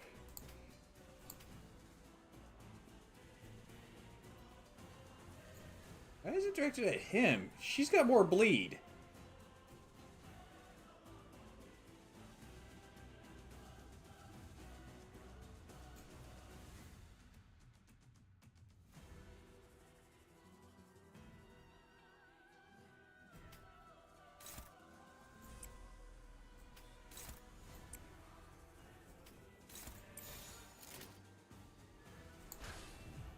시비수에게 말한다. 이 앞에 숨쉬는 자 누구 하나 사기를 보내지 마라.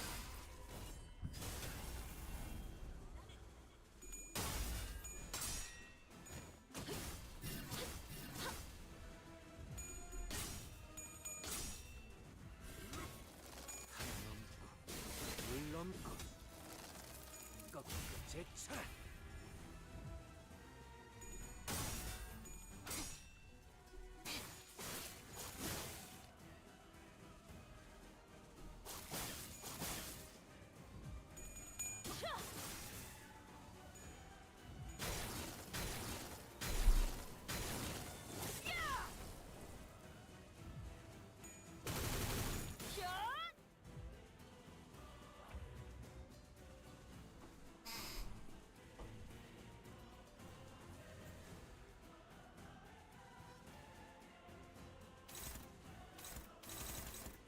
Like she's not spamming that anymore. Don't spamming crap like that anymore. Not that it matters.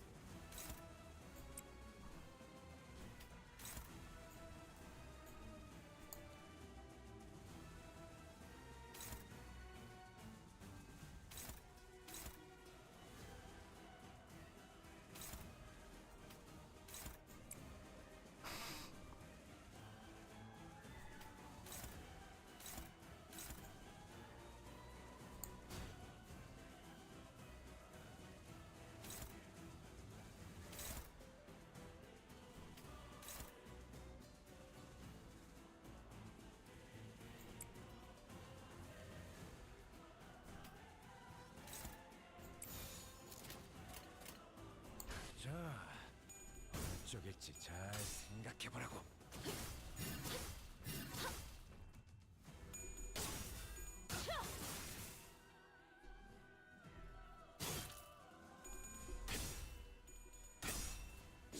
목을 떨고 주마.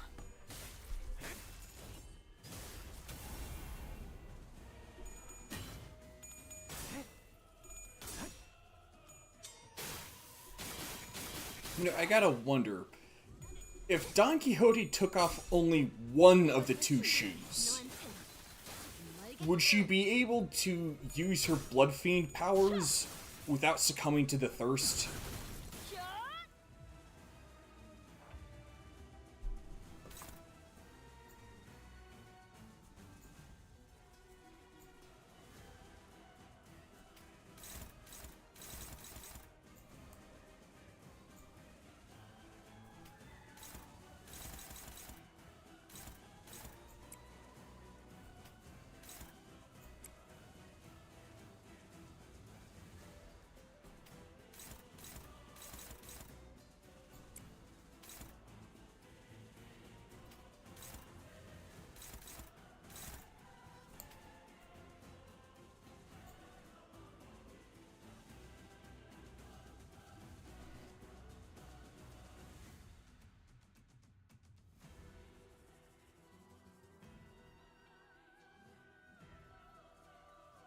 Yeah, it's probably the case. That'd be way too convenient if it was if that was the case, it'd be way too convenient.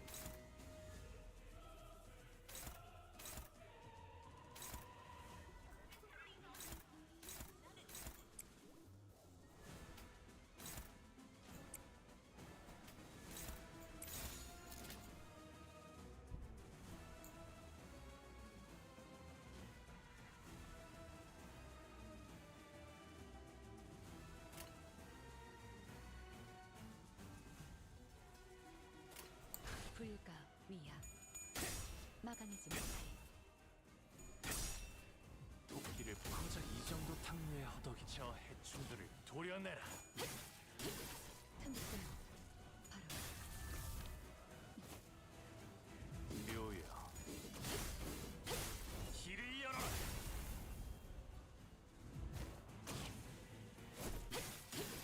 천국은 바로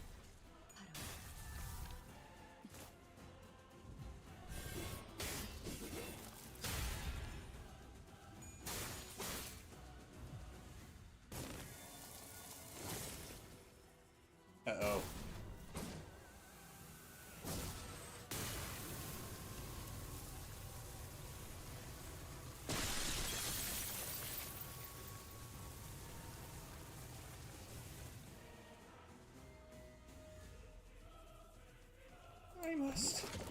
I have to be the mother. To all of them. Emily's thirst, it's... No, my lady. You needn't be the mother of anyone here. Here. You are a sinner. Nothing more.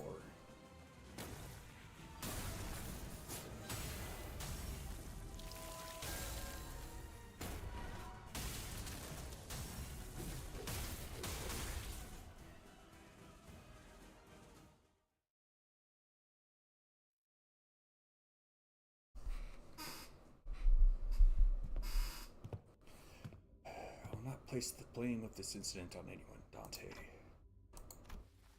I understand that no one could have expected this outcome, given the dearth of intelligence regarding the binding tool the first kindred had gifted to the third sinner. Well then, I hadn't had that much first-hand experience with watching Virgilius fight, but this was certainly the most exhausted I've seen him after a fight. I decided to say nothing and turned to the clock. After some time passed... Don Quixote, what happened? Did you lose consciousness, or did something affect your memory? Manager Esquire, memories were fine. But there were... I heard something as soon as I moved my removed my shoes. Voices, right? Once again, you have witnessed me. Yes, the voices. So many voices. Voices? The voices of my family. But the blood fiends of La Mancha are all... Sinclair trailed off. Every single blood fiend left inside La Mancha Land was killed when the amusement park collapsed. In other words, most of Don Quixote's lower kindreds were dead. That is correct, but I cannot well explain how. The only way I might explain this is... It was as though my very blood remembered them still. I recognize some of them, and some were voices of those I once deeply cared for. It seems that I was, against my own desire, made to ascend to my father's seat. Perhaps I always was, ever since then. I was struck not only by my own thirst, but the combined thirst of every single one of the children. Thirst. Indeed, I'm also bound by that thirst. It is only natural, because I'm a blood fiend. Thus, the pressure of it all broke my hold of sanity, and I hurt you all. As Don Quixote the blood fiend, a higher kindred. As Don Quixote, a sinner and your friend. Don Quixote, this isn't your fault. It's... No, such words are now meaningless. She looked down at her pair of shoes, their strings again neatly tied. The higher office will now begin regularly supplying you with artificial blood packs. Hohenheim approached us after spending a while vigorously scribbling something in his notes.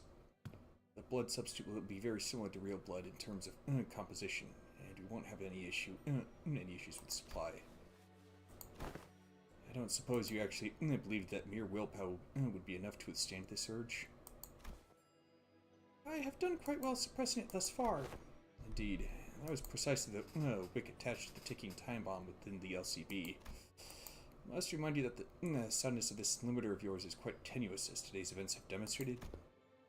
Is it your implication that the purpose of conducting this reckless experiment was to determine the full extent of the latent danger? Oh no, it seemed like he was in it only to sate his curiosity. All at merely the auspice of opportune inconvenience, this risk factor had to be measured sooner or later. Had I known the full extent of the danger she posed, I would have immediately requested forceful summoning of your department. Of course, as large as this void of unknowns was, we were able to fill it with much new information. Certain analyses can be drawn by comparing the reports regarding blood fiends in this very experiment. Let us discuss the thirst you experienced first. For example, the combined desire of every lower kindred. Indeed, it is true. The Manchigan kindreds have been completely eradicated due to the events at La Mancha Land. But you still heard the voices of your children, yes? What are you trying to say? I aim to discuss the powerful binding force contained within blood. LCD's cooperative report explains that blood is not merely a carrier of nutrients, but something more. That it contains certain abstract values as well. Sent in a complaint that the report was far too vague in its wording. Received a reply their on-set investigative reasoning team leaders spat out, contents of which were equally fascinating. This desire of their kind, this thirst, is something that may as well be imbued and printed on the familial bloodline. Normally the weight of that thirst is far too heavy for the individual to bear, which is why they propagate, to bear the unbearable burden together. But considering that all of that desire is now focused onto an individual, on account of the extinction of her entire family line, it is easy to see why her hold to Sandy was so easily broken, no matter the strength of her will. She alone was made to bear the responsibility, the pressure, the duty of having to raise the family once again. Because none of those needs are currently met, there comes the endless exacerbating thirst, and more thirst. It is quite fascinating to see how your kind preserves these very abstract values in the physical form of blood. Your word's thirst does quite the insufficient job of describing the intensity with which you have lost control. This was my oversight, I must admit. I do respect your efforts to be liberated from your nature, I truly do. But I also maintain that it is highly advisable for you to regularly consume the provided blood packs. Understood. But one day I wish to dismount from Rocinante, and walk bare feet and feel the earth under my own skin. I was able to establish one positive fact from this exercise, however.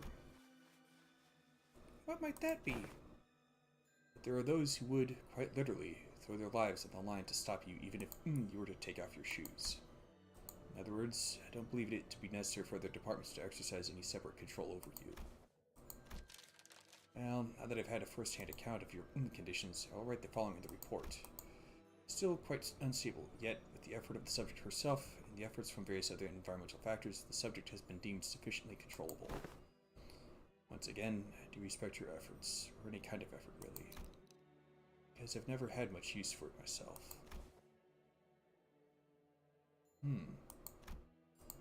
Don Quixote took a deep breath and turned to face the sinners, but then her eyes had regained their usual softer look. But sorrow was seeping through the tone of her voice. Despite her theatrical manner of speech returning, her tone reminded me of our time at La Mancha Land. My deepest apologies, dearest friends. Forsooth, I shall ever persevere to see that Rocinante, my shoes, are never to be removed again. Boss, you're looking at it all wrong. You're going to remove those shoes one day, yeah?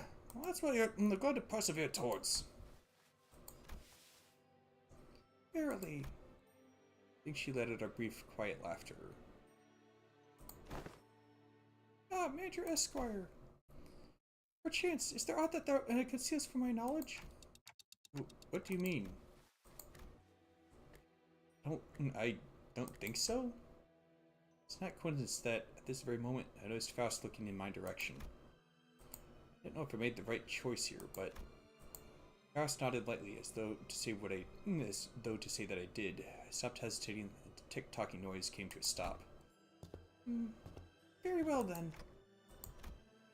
However, I cannot help but admit that I felt some degree of anxiety as I watched Don Quixote walk away as though nothing had happened.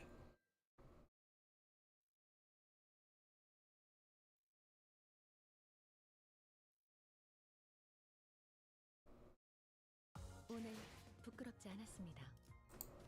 의의를 바로 세우는 데 일조하였으니 내일은 더 떳떳이 살아갈 수 있겠군요.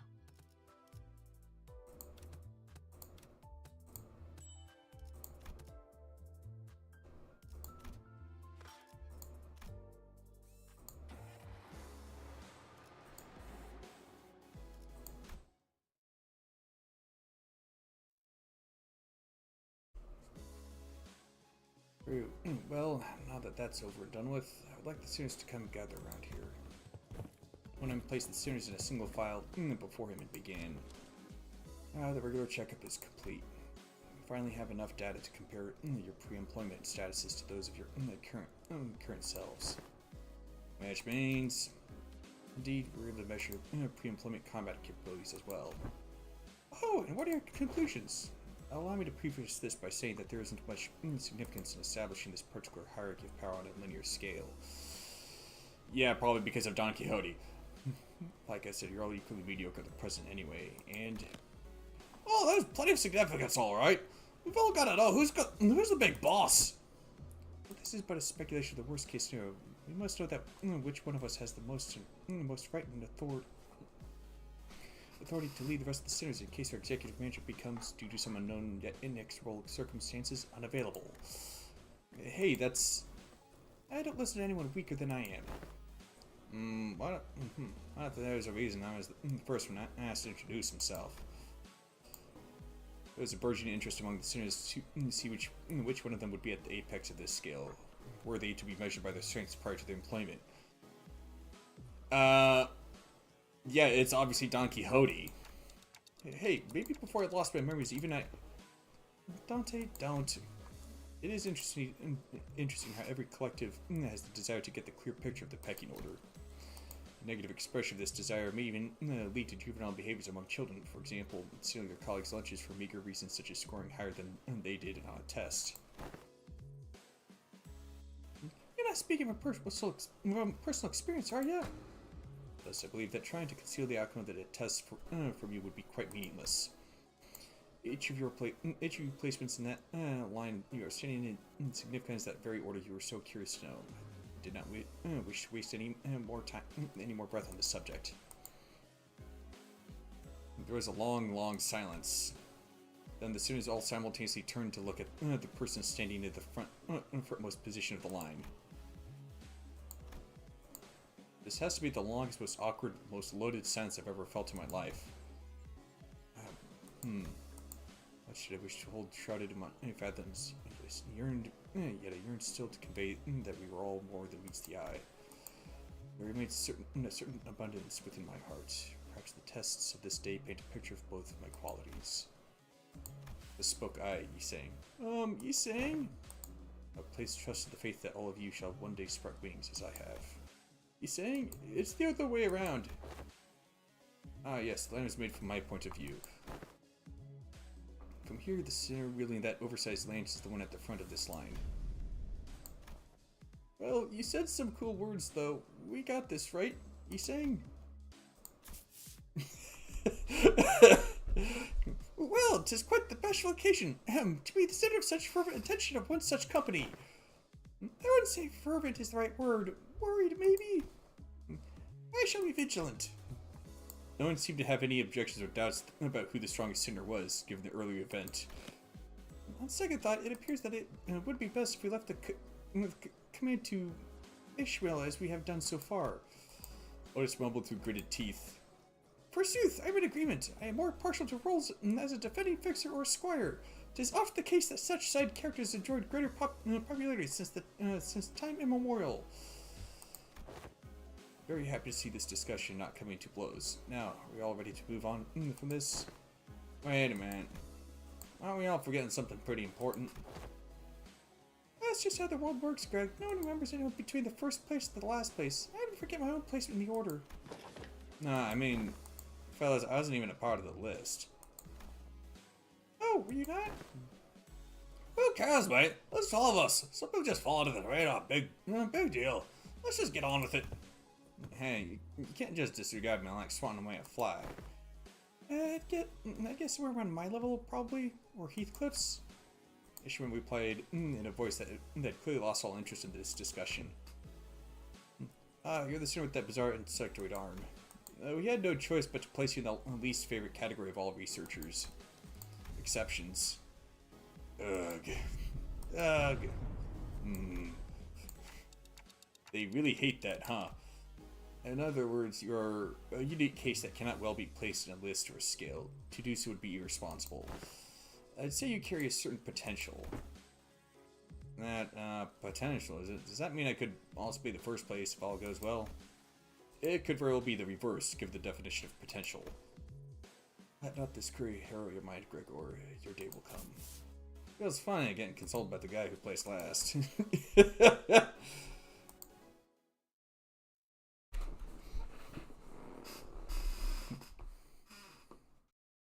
Funny that hierarchy should come up, given the next Kanto.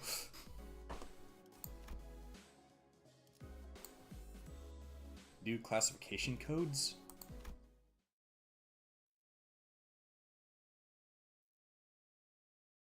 After some time passed, next we must discuss the classification numbers.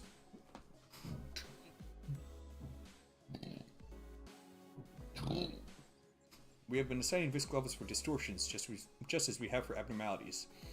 The observation logs you have written for us were of great help, of course. Our researchers struggled to parse the handwriting of certain sinners, however, but it was good data all the same. We had once had a thorough debate over a letter. Ha! Even that bloody governess gave up on trying to fix my handwriting.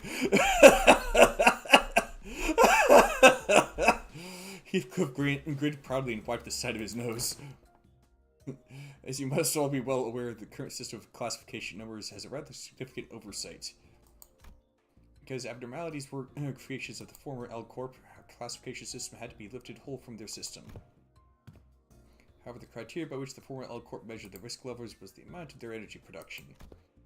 As a correlation of sorts, it was often the case that the more aggressive abnormalities produced more energy, but their destructive capabilities were not a part of the criteria, despite the correlation. That is why certain abnormalities were assigned relatively lower risk levels, despite the potential to kill even multiple higher-ranking employees. You're an energy company at the end of the day. It makes sense that their priority would be to measure the energy output. However, here, both abnormalities and distortions must be suppressed via direct confrontation. Thus, the former L Corp's classification system is rather incongruent with our purposes. I once heard someone say that we should be wary of people who drone on and on in the intro.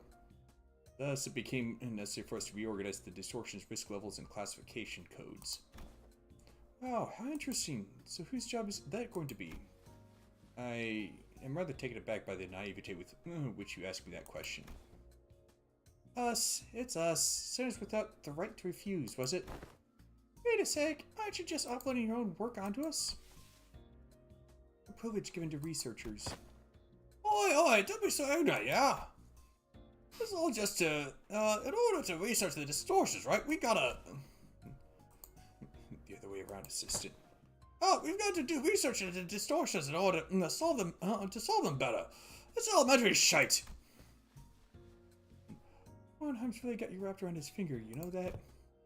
According to the LCD on-site investigative reasoning team leader, the progression of a distortion is much like that of a disease.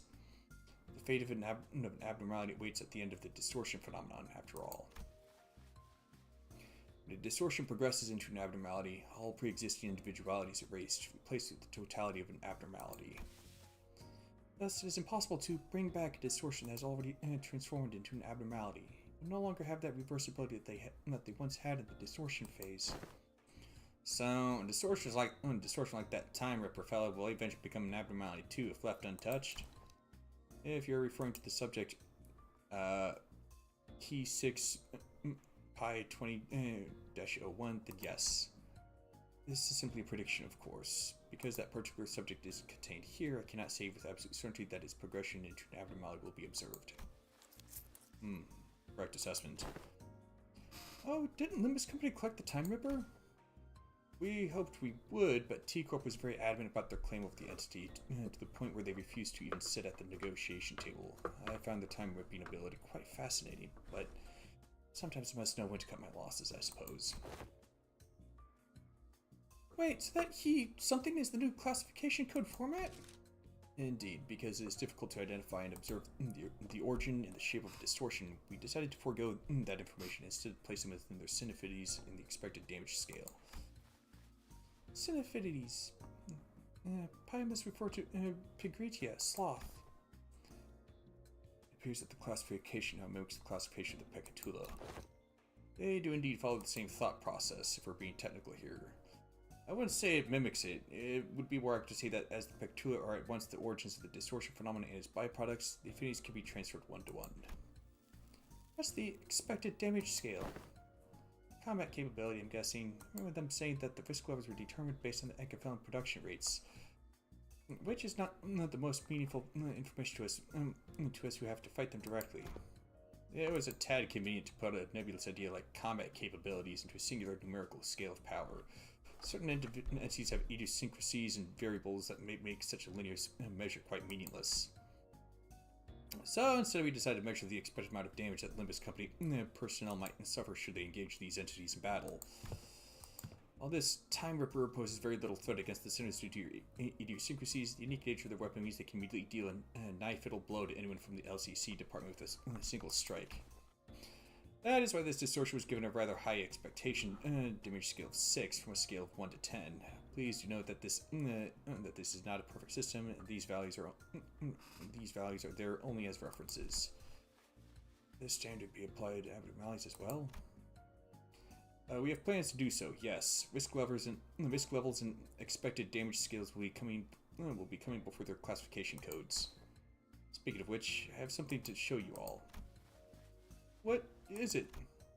What else other than the monolith? One with the highest potential values among Limbus Company's businesses. Thus, the development of transportation, management, and processing methodologies of the monolith is a glowing achievement indeed. The artifact, by its very nature, poses a great danger. I hesitate to embrace its use so willingly.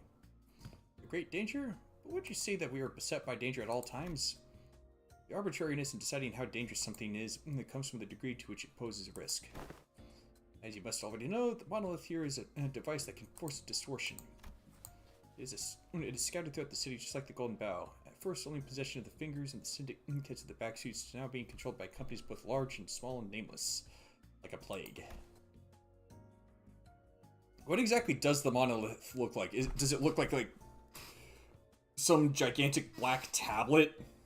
Completely featureless? Because I think I've seen something like that before. I also learned that they've become rather high priority targets for some wings out there. As luck would have it, we managed to begin our research expedition and collection of the monoliths much earlier than the others. Now we are already at the stage in which we may partake in the processing and the sales of these artifacts, expanding our business ventures. You consider that we narrowly avoided the very unsavory fate of having to tussle with the wings for the possession of these artifacts. Because we may have had to confront the wings directly were that the case. Asking out of pure curiosity here, what would happen if we were ever assigned a city threat level? Hey, how about we don't ask questions we don't ever want to finding out the answers to? What do you mean city threat level? You mean, was Civitas and Puritas? I mean, what if we, due to some contractual shenanigans, end up being against the associations? I think it'd be a good thing to know ahead of time, just in case. Seems like a question worth entertaining to me. Let's see. From Canard to Star of the City, I suppose your assignment will be somewhere between Urban Plague and Urban Nightmare. Yeah, not Star of the City yet, are we? It almost sounds as if you want to be given a threat level. It is true that you upon first sight, due to your revival powers and the potential of the identity technology, may appear to pose a rather troublesome risk. However, you have a very clear and obvious weakness. Indeed, all of our adventures will be moot upon the manager's death. Hohenheim slowly turns around to look at me, prompting Faust and the other students to follow suit. Well, if we protected them, though... I am impressed by your optimism given the kinds of enemies you have faced thus far. We don't even need to go so far back in time to discuss the incidents with the fixer Siegfried or Big Brother Ricardo I read from your reports. Should the Third Sitter suddenly seek to attack the Major with her full might, do you truly believe that the rest of you would be enough to protect them? No, the flow of this world is that the manager will be preserved, that no such thing may come to pass.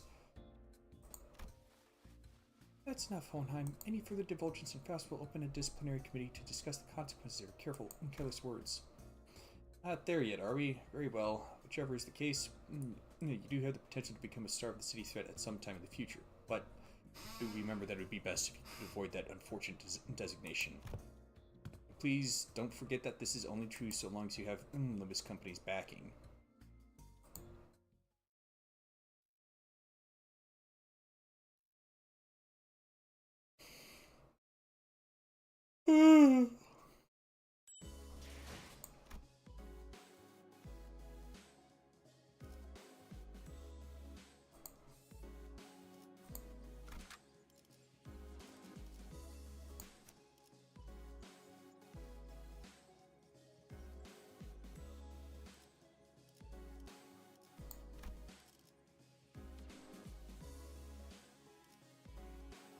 stick with that. 헌팅 커틀러리 준비 끝. Gee, I wonder why there's a dungeon. Couldn't possibly have something to do with the monoliths and the effects they tend to have on people around them, could it? Nah, that's crazy talk. Be right back.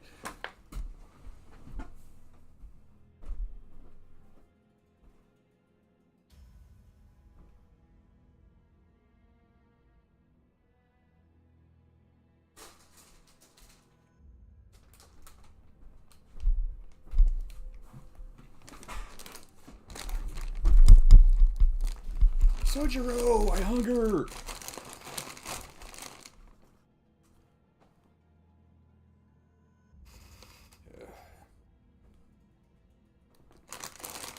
Almost done with the regular checkup. Finally, we have a chance for you to overcome an adversity based on what you have learned thus far. And for me to prove my hypothesis. What hypothesis is he talking about? No need to worry, my hypotheses have never been wrong. Most of the time. This experiment is entirely my own design and supervision.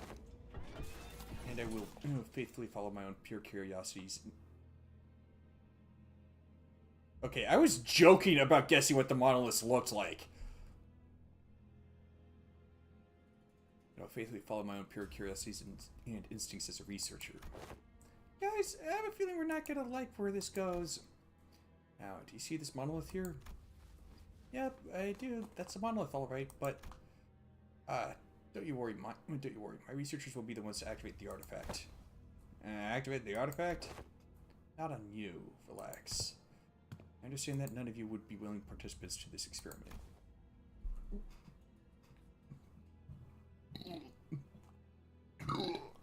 Esther, if you're going to force us to distort saying that we have no right to refuse or something, I'm gonna... No, hang on. I can't let you do that, even as your assistant. Yes, but if you must, we are willing to set the weakest sinner among us for... Forget I said that. That was foolish of me to say. I will be the subject of the experiment myself. You're going to distort yourself? Am I hearing you right? Aren't you curious to see what kind of distortion you'd end up becoming? I'm sure this is a question you have all entertained at least once. No, I ain't curious. I ain't a very pleasant experience either. Stop gritting your teeth like that, assistant. It'll have an adverse effect on your long-term dental health. What if you just end up turning into a Pekatulum?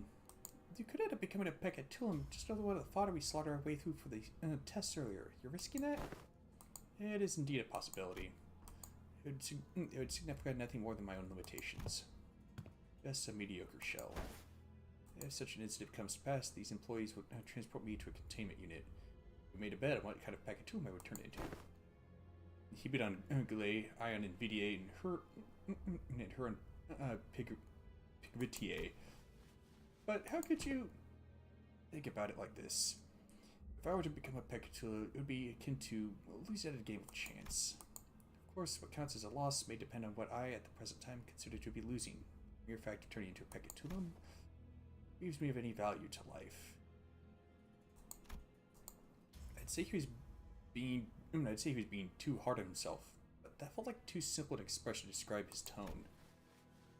The company would most likely attempt to transport me to a containment unit, but I disagree with that decision. I'd like to ask you to dispose of me on the spot. I'm well aware that I'm not the kind of congenial person who earns others' favor at that first meeting, if at all. I also don't believe that our brief relationship has been the most amicable kind. Therefore, I see little reason that you would hesitate to cut me down. Of course, students with gentle hearts like this young Sinclair here may express certain distastes against this decision. But once I become a Pekatulum, it may as well mean that Hohenheim, the entity, has ceased to be. So hope no unnecessary emotions like guilt clouds judgment in killing the Pekatulum, mere byproduct. But what if something unexpected happens? You're talking about your life here. Don't you have any manuals with backup plans, or... This is a very simple matter, nothing more than a coin flip. Heads or tails. It appears that you're still insisting on your absurd 50-50 theory. I am a researcher who wishes to humiliate the field of mathematical statistics, unlike the general lay of the academia. I believe there's a certain romanticism to research. It's much more exciting to run as many tests and gain as many samples as we can than to be stuck behind a desk pouring day and night over books and papers, isn't it? It's tales that he would dispose of me immediately, and the employees here will take care of the rest. Don't forget to destroy the key inside that coat pocket that flies inside my cabinets, for example. Yes, we remember. If I were to successfully destroy it, we would be halfway to success. Why, for the first time, I'm feeling quite the envy for you all. I'm sure you can be a witness to my very own distortion. Huh. If you've been paying attention to my lectures, perhaps you could even come up with a classification code for my distortion, too, going by the standards we have discussed earlier. Not that I have a very high expectation that you would. I recently come to realization that people nodding along to my words is not a signifier of comprehension, but instead an expression of societal niceties. Then the manager here will open the entrance to my dungeon of the Fathoms. You'll progress to the mirror dungeon, as you have always done when facing a distortion. Reach into its deepest fathoms to face my distortion once again. Wish you the best of luck in your suppression efforts. Access section. And once you've made it that far, it is likely that you'll find me unconscious, or if luck would have it, conscious. Unconscious? Are you sure this is safe? Degree of case-by-case variance is to be expected. It may take some time for full recovery, but it will happen, should you succeed. That reminds me, that's how this bamboo-headed Kim was brought back as well. Bamboo-headed Kim, he's recovered? He is safely contained within our facilities. It seems that they are ready to activate the monolith. I'm confident that I, even as a distortion, will be quite the exceptional specimen. Hang on, just like that? You know how to pick a tool. Indeed, and I could still hear them. Yes, I remember. I still do. I know he'll be back, but gosh, this is pretty unnerving. Don't worry, we'll bring him back no matter what. The manager says that we will bring him back no matter what. Sure sounds like a dependable sort. This manager of yours. Very well, please take a look at this. Is this a note? Did he write us tips on how to do this or something? He says that all you have to do is read what's on the note in front of his distortion. Apparently it's some kind of a code. I don't think he'll hear anything but ticking noises from me. Can you read this, Mersault? Will be done as you commanded. Mersault nodded and began to read the words from the note aloud. Body Corporation, 5 minutes. Potentiality, anticipation, right hand. The moment Mersault uttered them, the all too familiar portal will begin to appear around Hohenheim's distortion, as though they were a key to a door. Scouting shards of familiar alien lights appeared intimately beyond the shimmery veil. Hohenheim had already entered the portal as we stood there, gawking. We could still hear his voice echoing through the laboratory. I suppose I'll be forced to share my past here. The past I never wanted to share. The past no one cares to learn about. It is something I must endure for the sake of this experiment. However, I didn't expose every little detail of it. It's all the past now anyway, isn't it?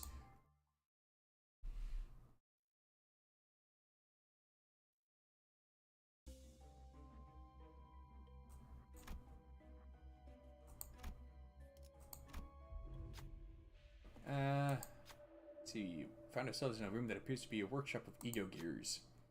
If you have scored below 100% synchronization rate in the aptitude test, take it only a single ego from here. An ominous warning sign greets us all, and the same words repeat ceaselessly from the speaker. The students all go to take a look, enticed by the sign telling us that we can pick up ego gears here. But what we find there are ego gifts. What? What? These aren't ego gifts. These are the gifts or something, right? It appears that ego are manifestation here in the shape of ego gifts. Let's see, this is the dungeon of the Fathoms, as it differs from the usual mirror dungeons. It's highly advisable that its rules are followed. What should we do?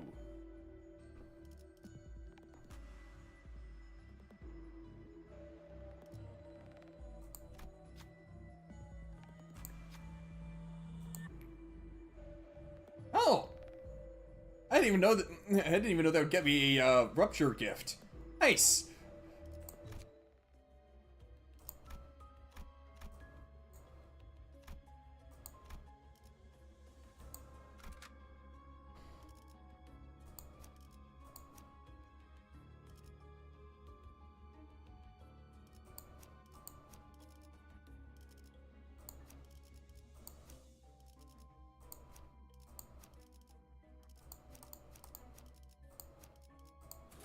헌트야.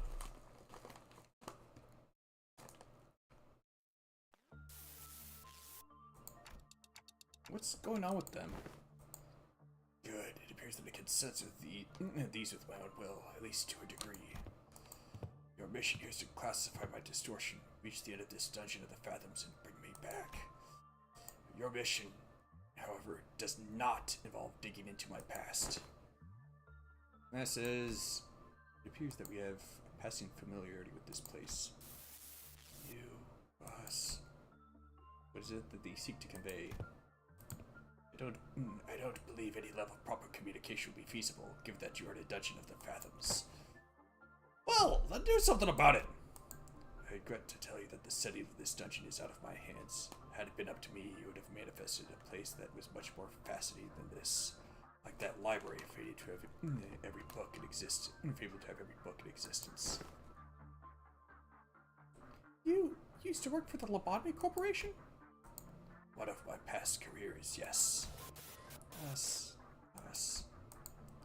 Diplomacy did not seem to be an option here. The sense of people brandished their weapons threateningly and stood in our path. Looks like we're gonna have to take them down if we want to make any progress here. Hey, can't be helped. Let's get ready for a fight.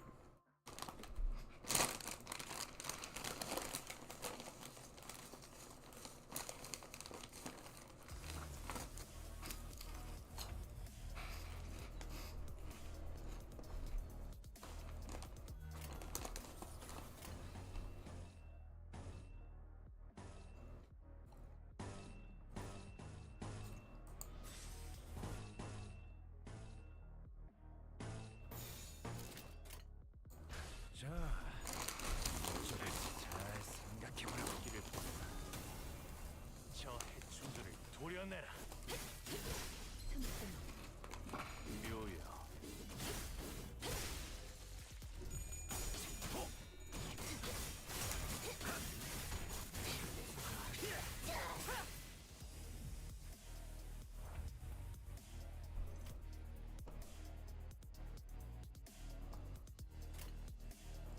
And the Lobotomy Corporation to be decorated. I like it.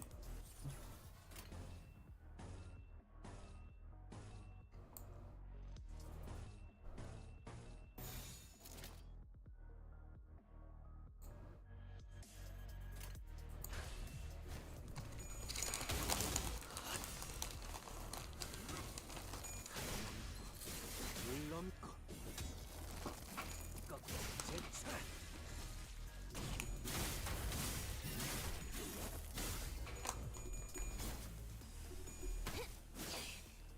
이 거리면 충분해. 너한텐 멀겠지만.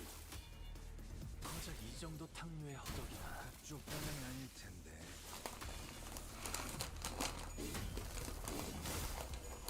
넌 혈압도 바로.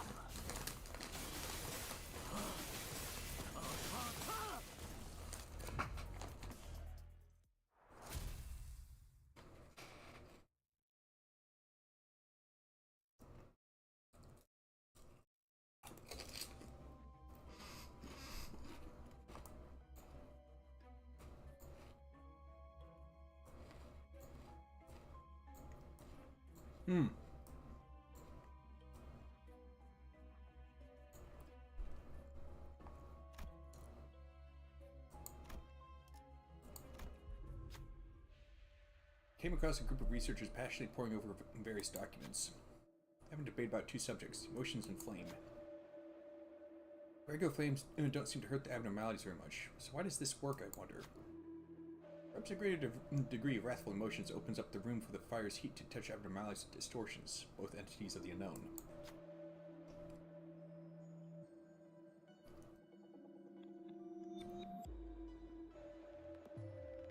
I must have noticed us listening into the conversation intently. One of them approaches us with a glint in their eyes. Are you the Sable who's agreed to this experiment? If so, try this on. The researcher's hands were... in the researcher's hands was what looks like an ignition plug, or a testing machine of some testing machine of sorts.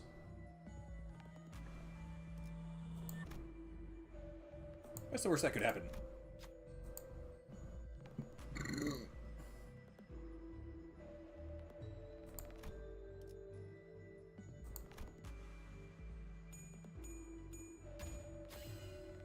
Oh, what an interesting reaction. Decent synchronization rate as well. Maybe the researcher liked what they saw. After scribbling their observations into various papers, the researcher let Sinclair go. Sinclair took off the gear and presented it before the researcher to return it, but they simply shook their head in response. The gear seems to fit you perfectly. Take it with you. 타로를 틈도 없이 끝났네요. Okay, so yeah, by ignition plug, they meant a spark plug.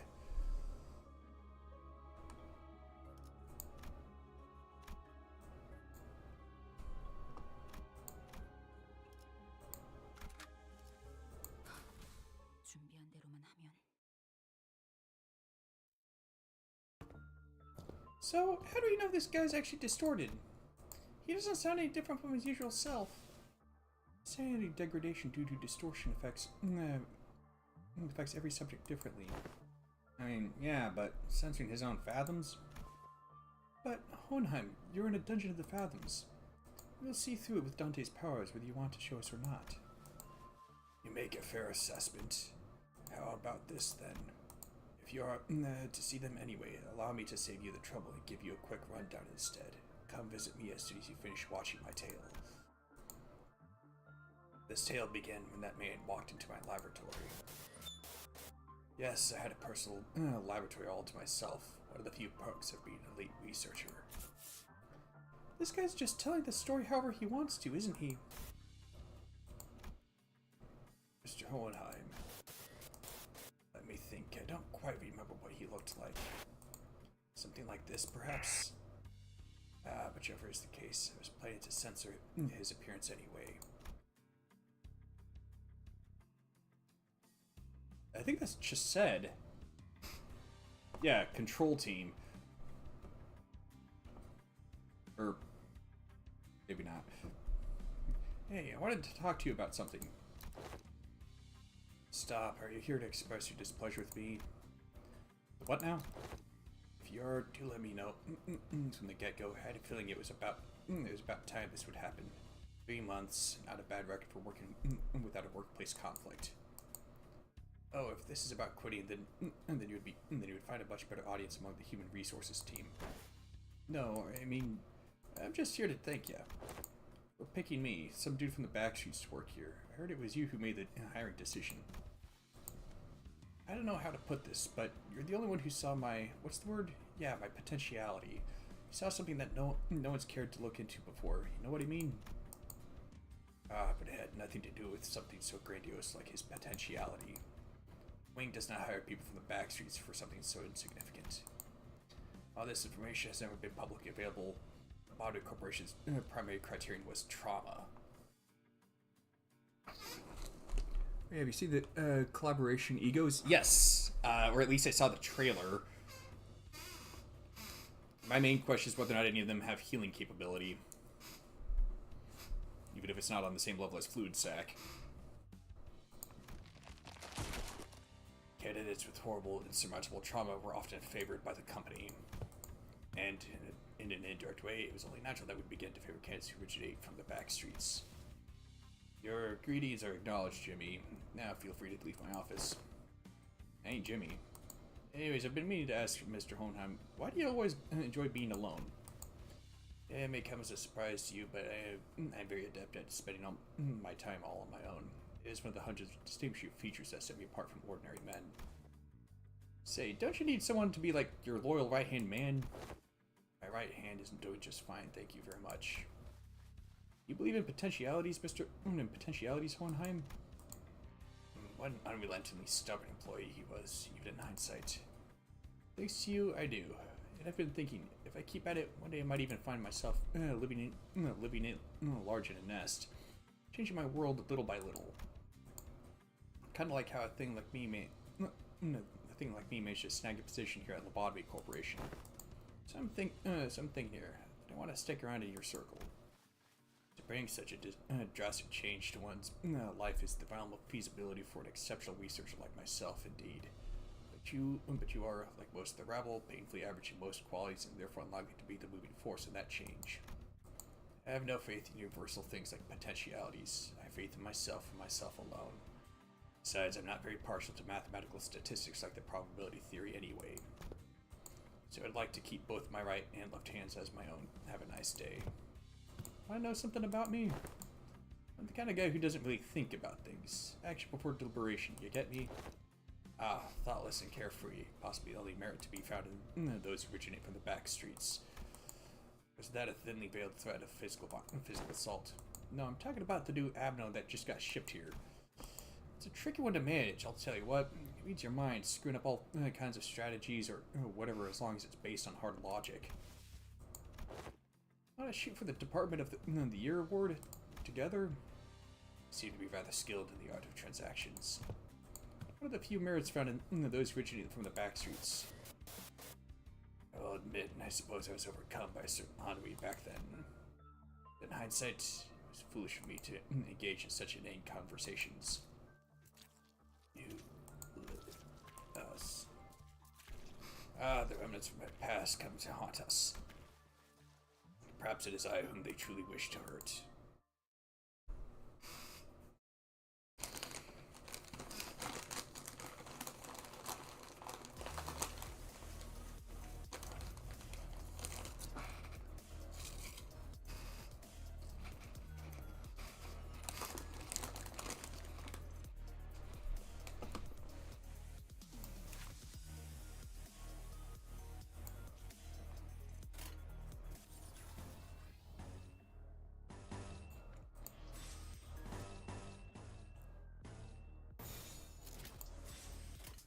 일기당천.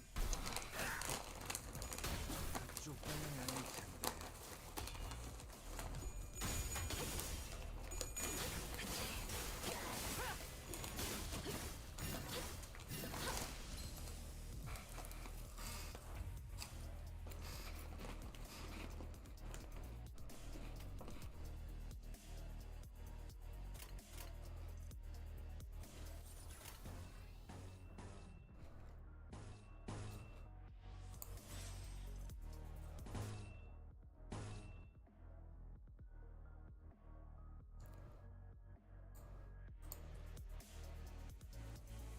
Oh crap.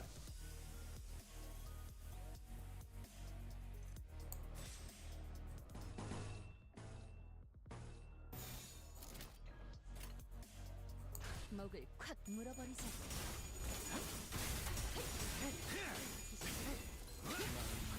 서저 된다. 목을 떨구지마.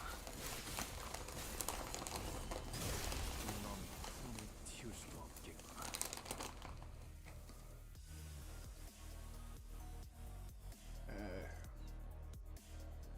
Oh, everything in this place is rupture burn.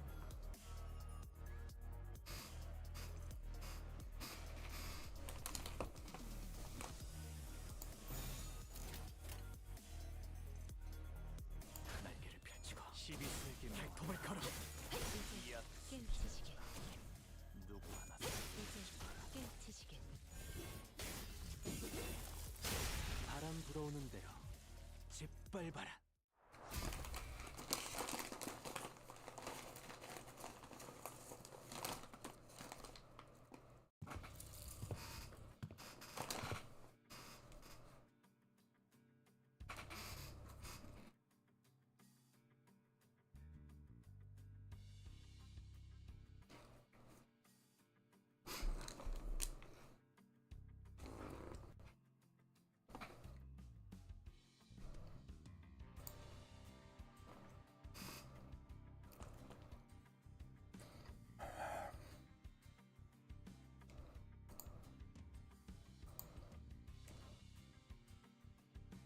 Bye, be gone.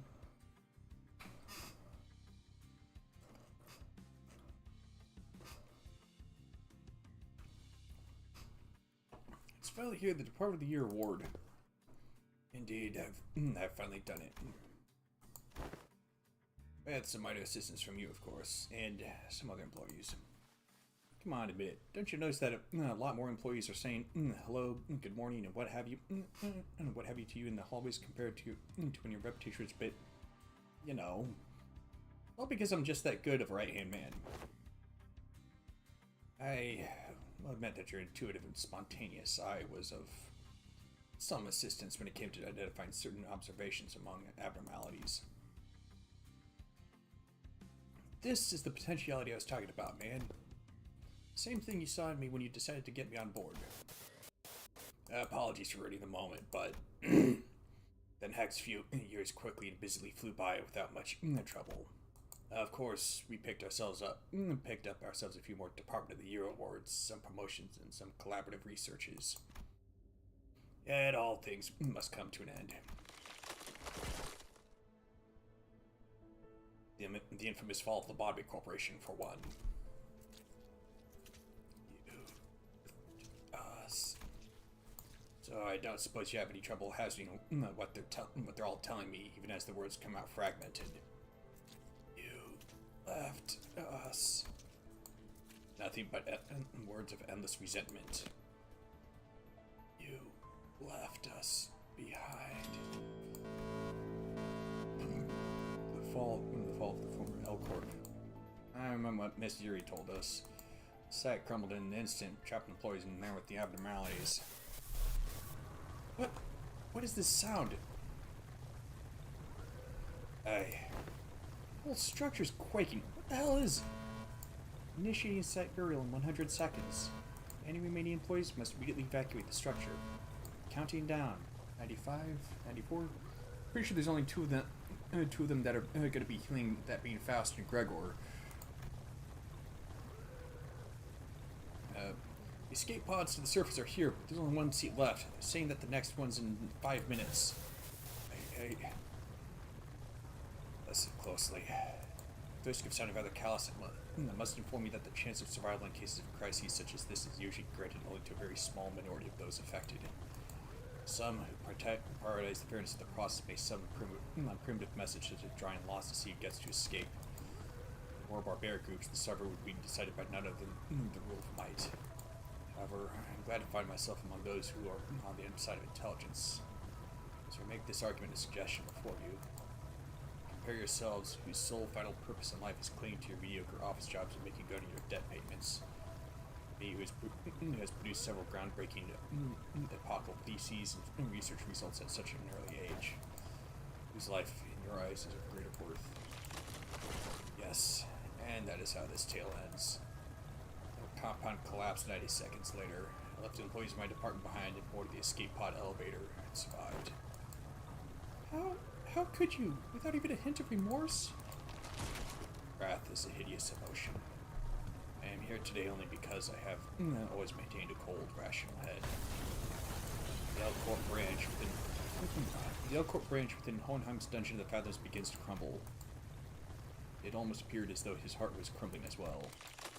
Well, now that's over with, I invite you to come face me, the distortion, and the experiment will come to an end. But just finding defeating his distortion in a fight, I don't think that'll bring him back, I just know it. I agree, we're still in deep waters here. This can't possibly be all there is to it.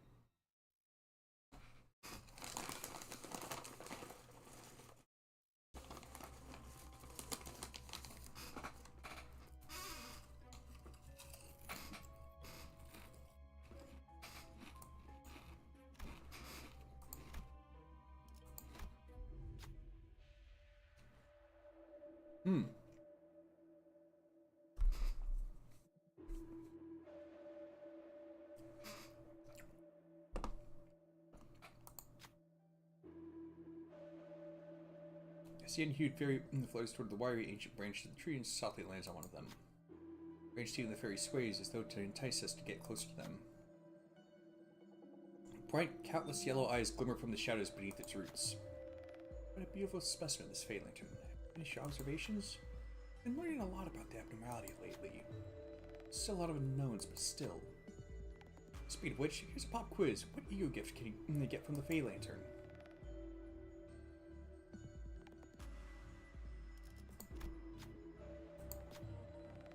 But that's not all. Recently it's been giving out these things too. Take this with you. I'm just glad to have run into a kindred soul. Twigs? This is called Twigs.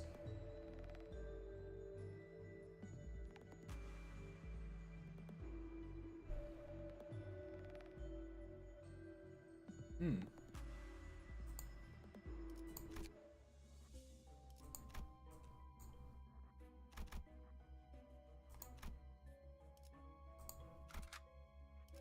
헌팅 커틀러리 준비 끝.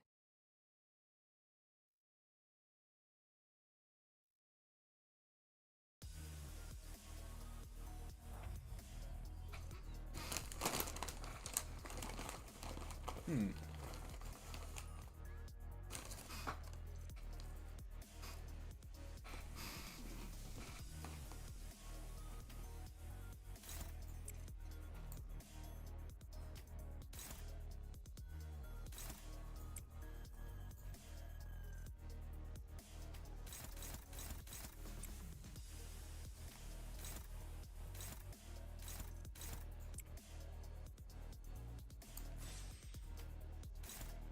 Actually, that probably won't be necessary.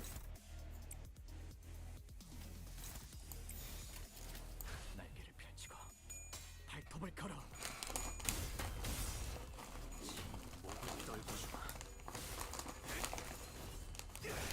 넌 푸름을 틔울 수도 없겠구나.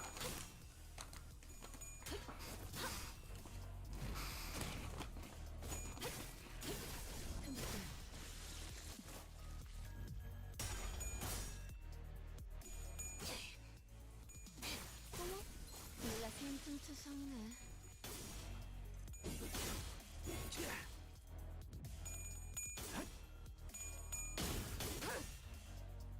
혈염도 바로.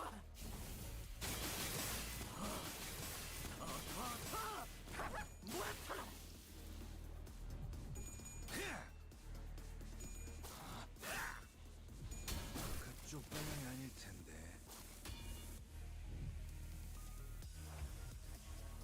Hmm.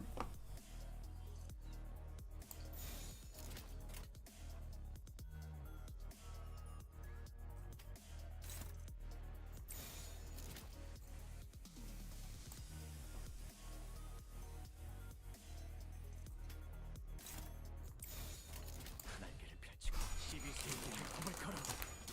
이 앞에 숨쉬는 자. 누구 이제 깨우치지. 고작 이 정도 경우의 허덕이야. 넌 푸름을 틔울 수도 없겠구나.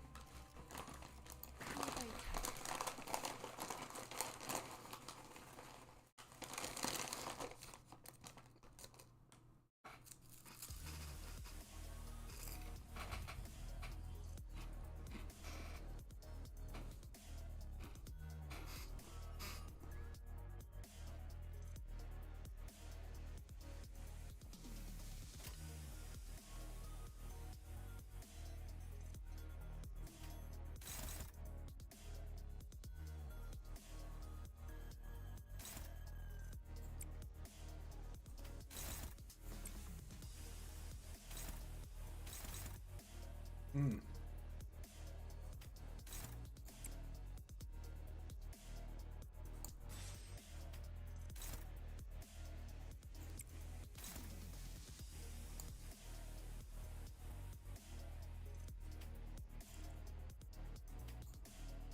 Ah, the heck.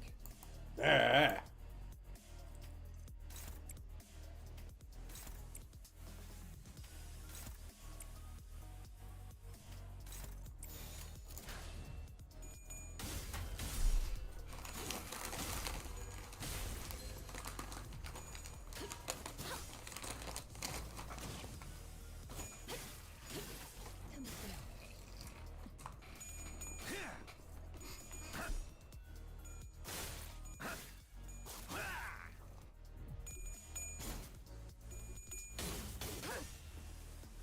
혈염도 바로.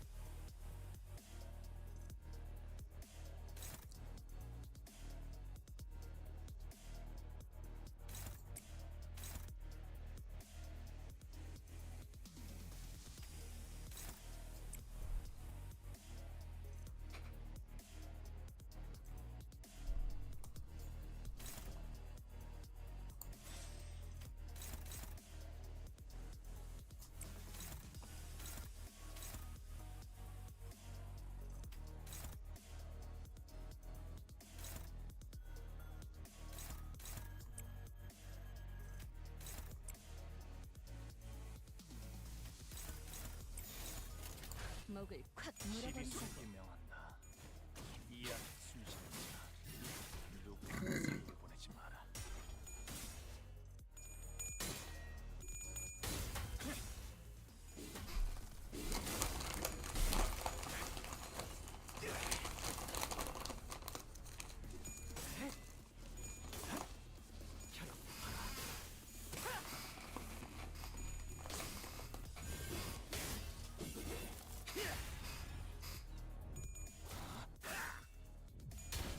그쪽 방향이 아닐 텐데. 좀 투성네.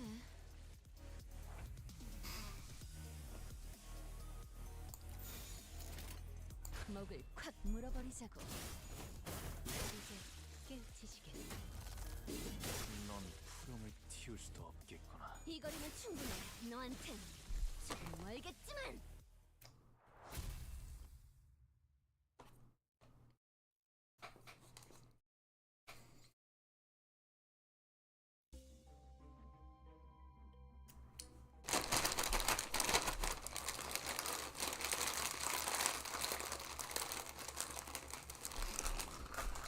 Okay.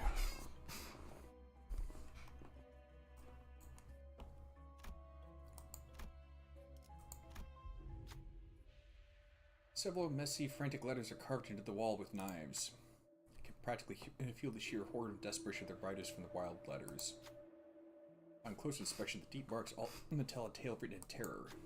The swarminess of the monsters. I hear from their breathing they're going to kill us all. I hear them. They're breathing. Okay. Save me, please. Anyone. Save me. I don't want to die, please. Here's what drives men to madness. The monsters are near. I can feel the rumble of their feet. They are coming. There are unfinished sentences written on the wall. Death has carved deep marks between them.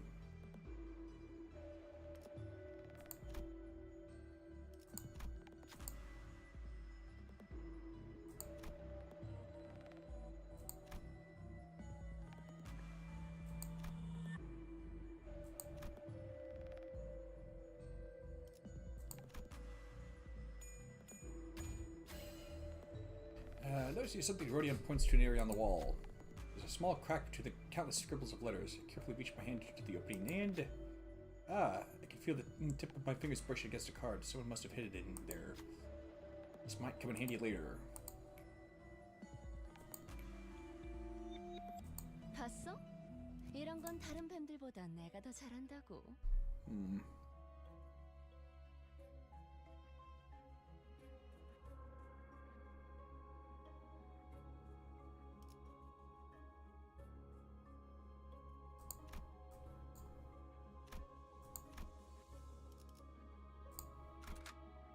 헌팅 커틀러리 준비 끝. We arrived at the entrance to Hohenheim's laboratory. This may be my final order to you. Either suppress me and return safe and sound to where you came from, or fail the suppression, place me in a containment unit. Perhaps we can observe what happens next. That's when Heathcliff suddenly strode forward. Hohenheim, do you still believe in that potentiality? I do. Well, that's what keeps me going. You only hire researchers for the back streets, don't you? I heard from them earlier. I just fought a boss and had them stagger for 4 turns. Dang. That's impressive. Tell me that you're a right pompous bloke. But, thanks to you, I can continue to research and believe that there might be things in the world that that's worth risking, that's worth working toward.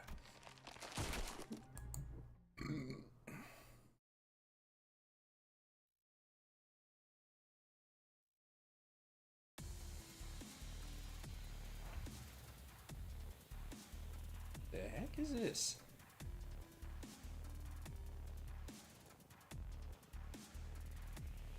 Raw damage?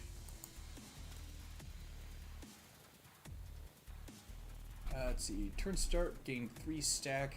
Starting from the turn after this unit, gain this effect. Gain 1 stack every time this unit takes or deals damage with an attack skill against Distorted Hohenheim. Take stack times 4% damage from enemies. Deal stack times 2% damage, but on hit, take stack divided by 2% of damage doubles HP damage.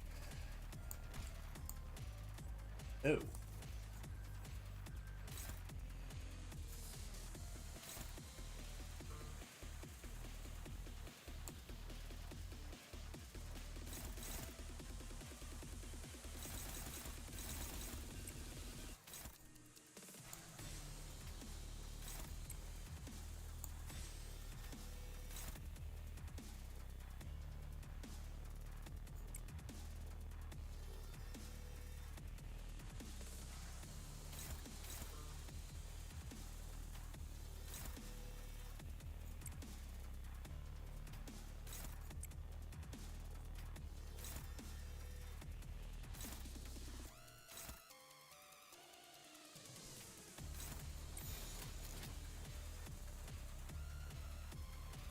일기당천.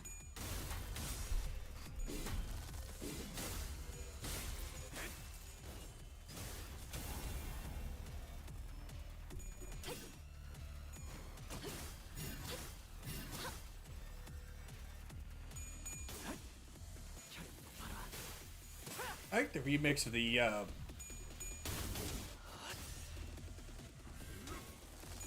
what is it, Workday theme or whatever the heck it was called from Labari Corporation.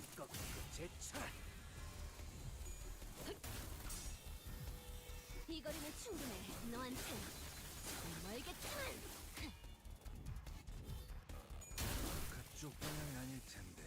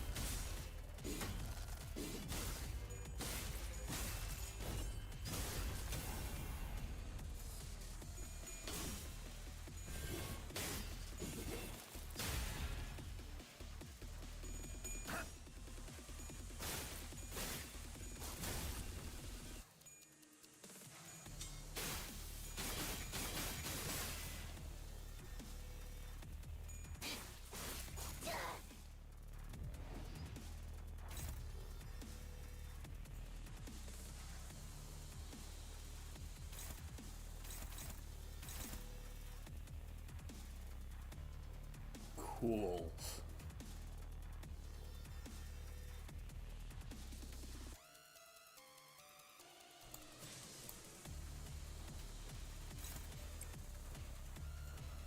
I mean, like, the effects there.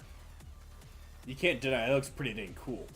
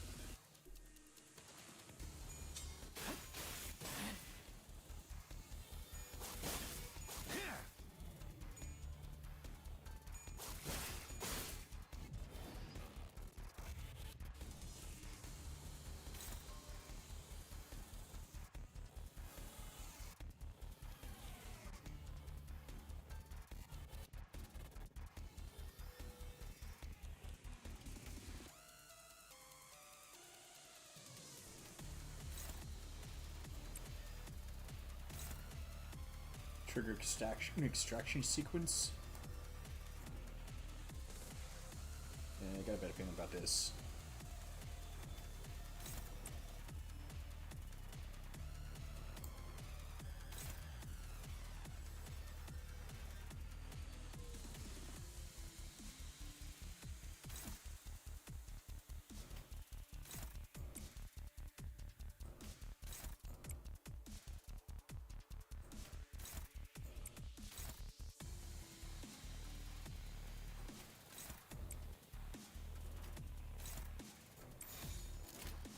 자, 저기 잘 생각해보라고. 길을 본다.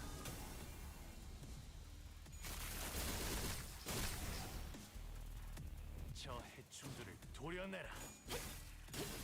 틈틈 바로 묘야. 길을 열어라.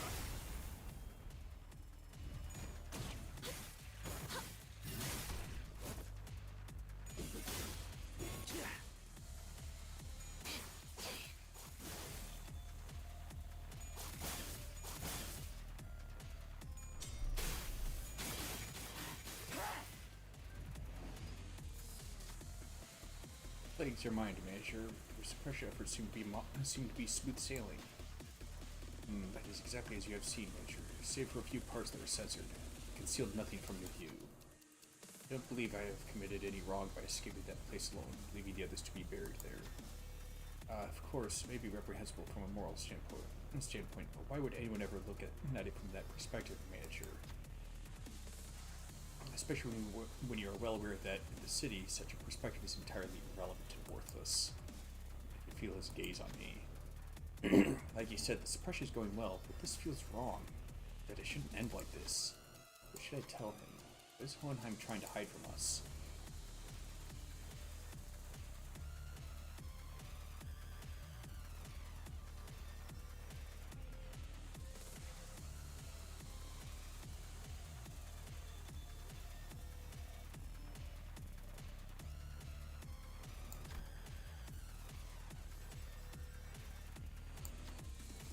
I see you have arrived at that conclusion, but you're incorrect. I've already done much contemplation regarding that matter, and I've definitely concluded a long time ago that I have indeed done no wrong.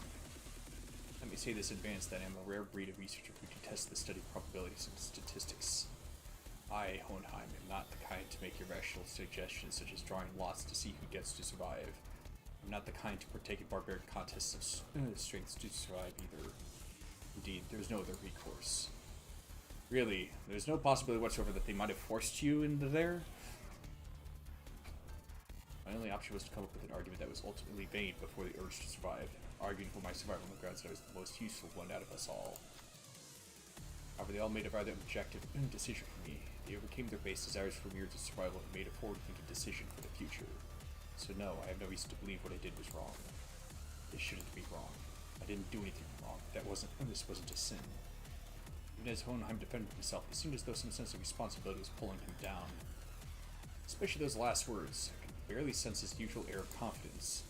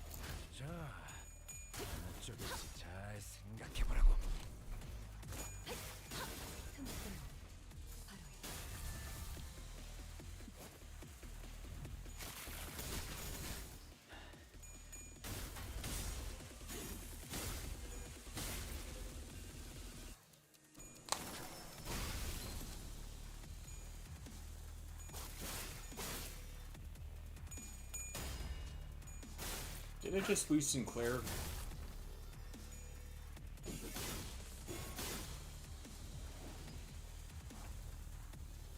Sort of.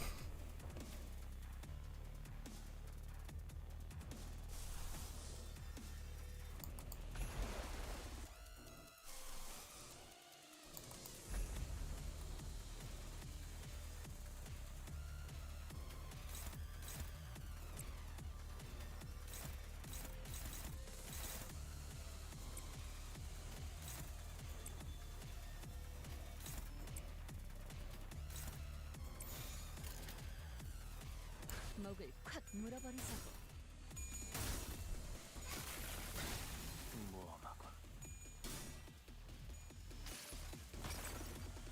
이 전투는 승리할 거예요.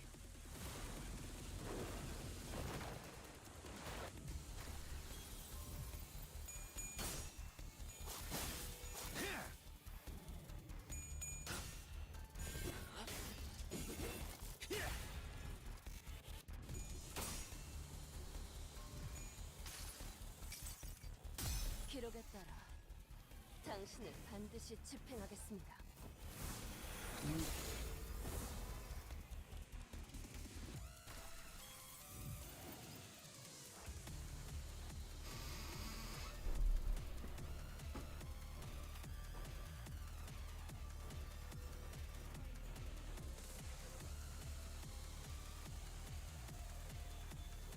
Oh crap.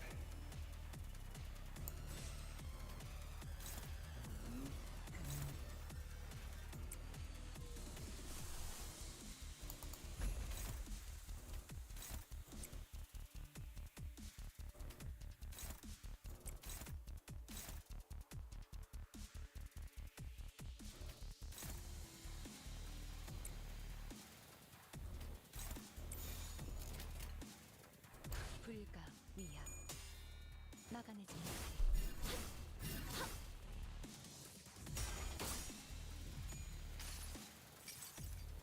기록에 따라 당신을 반드시 집행하겠습니다.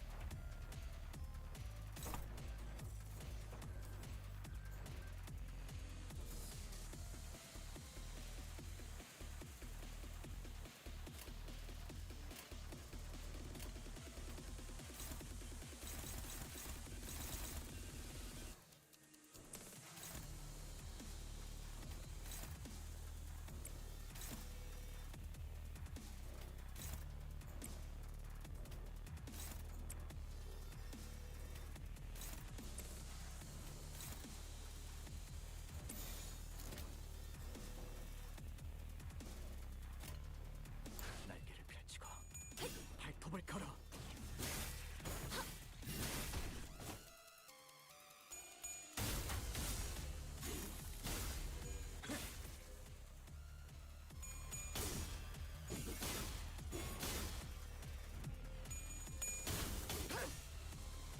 혈염도 바로.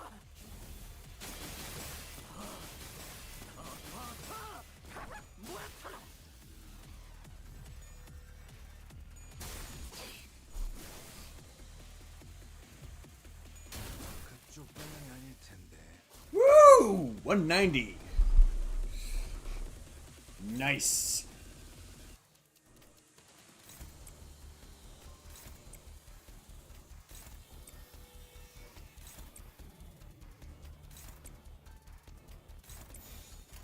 목을 콱 물어버리자고. 틈틈. 바로 이제 깨우치시길.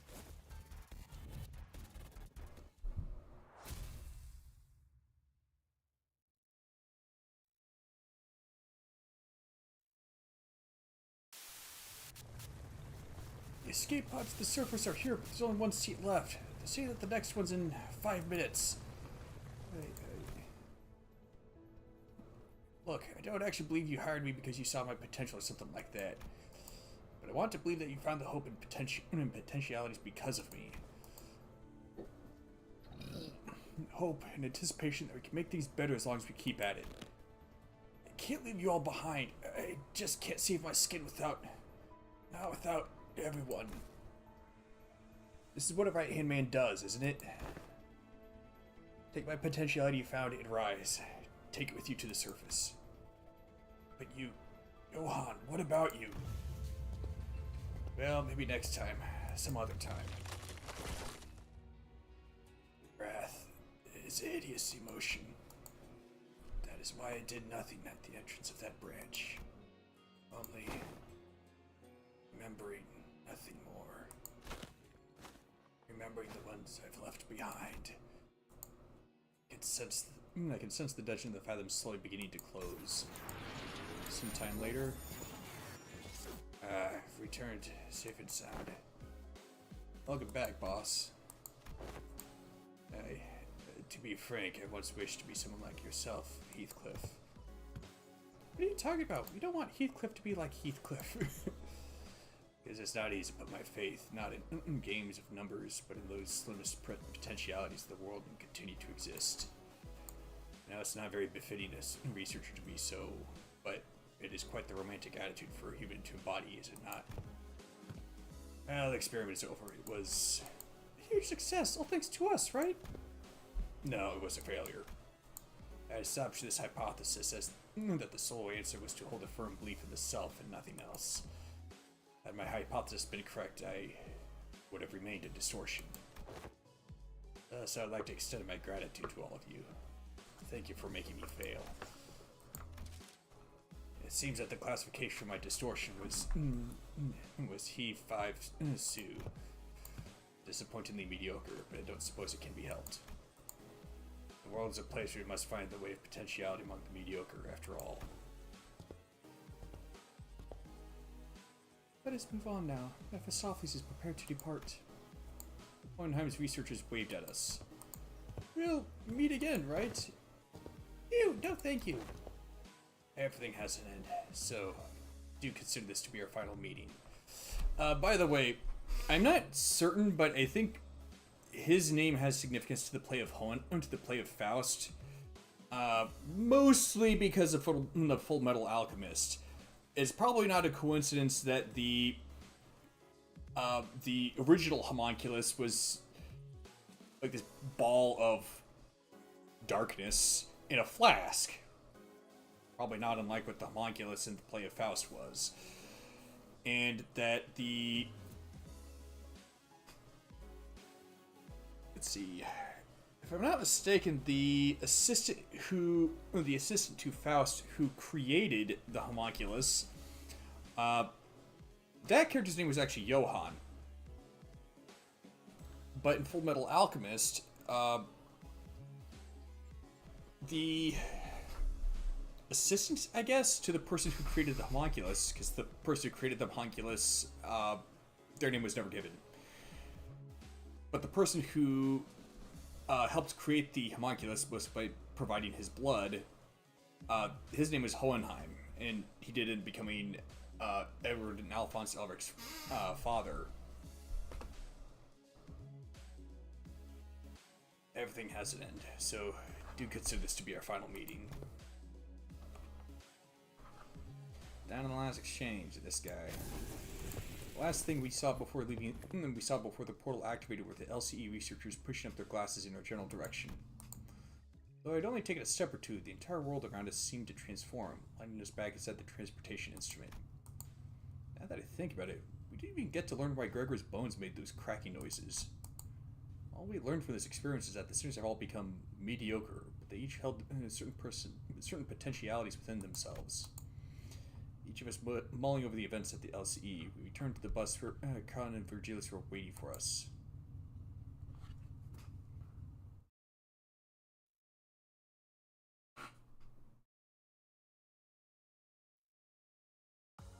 오늘 부끄럽지 않았습니다. 의의를 바로 세우는 데 일조하였으니 내일은 더 떳떳이 살아갈 수 있겠군요. Oh yeah, that's right. the H Corp district is all in one big gigantic structure.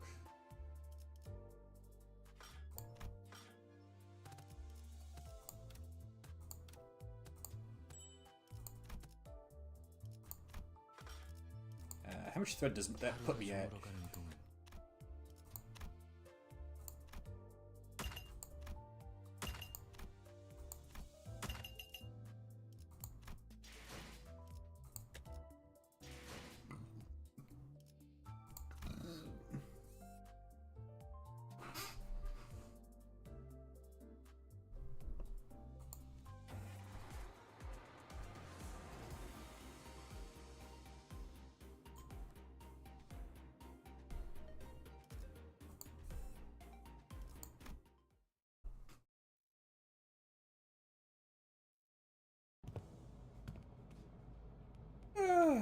Dante, any idea where that leftover cake from yesterday went? No idea. I mean, why would I know? I can't even eat. Darn, did Don Quixote get her paws on him? Rhodia rubbed her tired eyes, muttered something about how we should have partied in her room instead, and stumbled to the back door. The New Year's came swiftly to the inhabitants of the bus after the various incidents at the LCE. Sinners all came from different backgrounds and parts of the city, but annual celebration for New Year's seemed to be a thread that connected their cultures together. They began floating the idea of a New Year's party, and... Excellent! Then permit me the honor of hosting this banquet! The usual overdramatic boast, coupled with the familiar twinkle in her eyes, Don Quixote declared that there would indeed be a New Year's party. Thus, it was decided. Again, after all the hound we went through with the back door and whatnot for the out-of-season Christmas celebration. Yet I must insist, for 'twas but an effort to decorate the bus, and the intent quite divorced for the act of celebration. Don Quixote glanced at Sinclair, sheepishly scratching the back of her head. Oh, don't worry about me, really. Well, 'tis true that mine actions hath brought thee quite the distress. Unintentionally, I might add. Thus I ask thee, wouldst thou not agree that a communal event to mark the occasion might freshen both our spirits and bodies? Can't even begin to imagine her amnesiac self even taking a moment to give it crap about how Sinclair might take it. But I guess with memory came tact. You know, it's our first New Year's together. It sure is an occasion for a celebration, huh? Gotta hear that bell go ding to really mark the transition to a new year, right? It seems that we shall be welcoming the first light of the new year in company of one another. This is indeed a cause for celebration. Bowl of noodles before the last night of the year fades. Classic. That is a Japanese tradition. Soba noodles. Floor 10. Nice. Don't you have 5 more to go?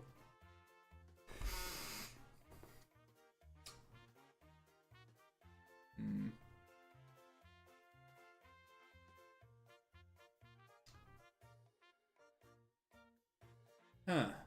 I didn't realize how poor the tracking of my mouth was for this software. Maybe it's because I was leaned back.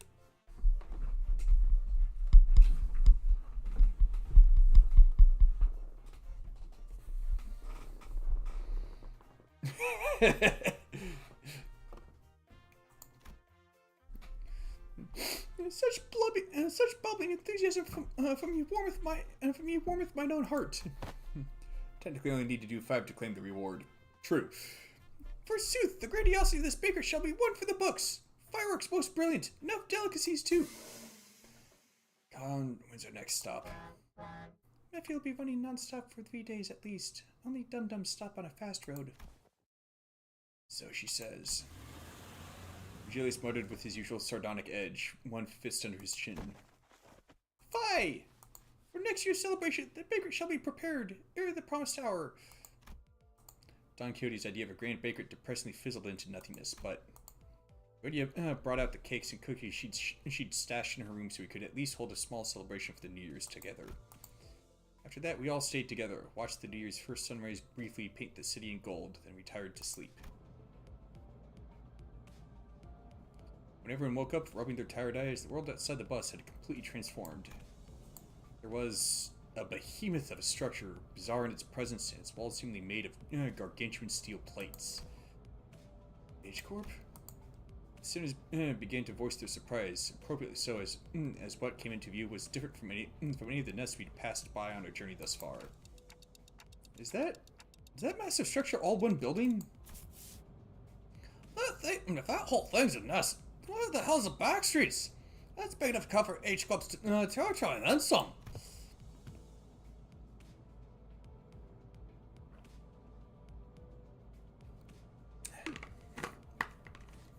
Oh, there he goes again, asking dumb questions without ever taking a peep at the guidebook.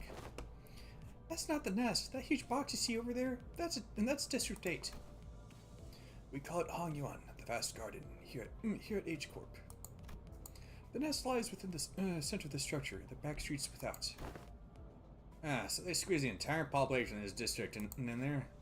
Do they just not get a ray of sunshine all year round? Oh, at least I don't have to worry about the rain. Ah, pretty! Avail me a sight as well!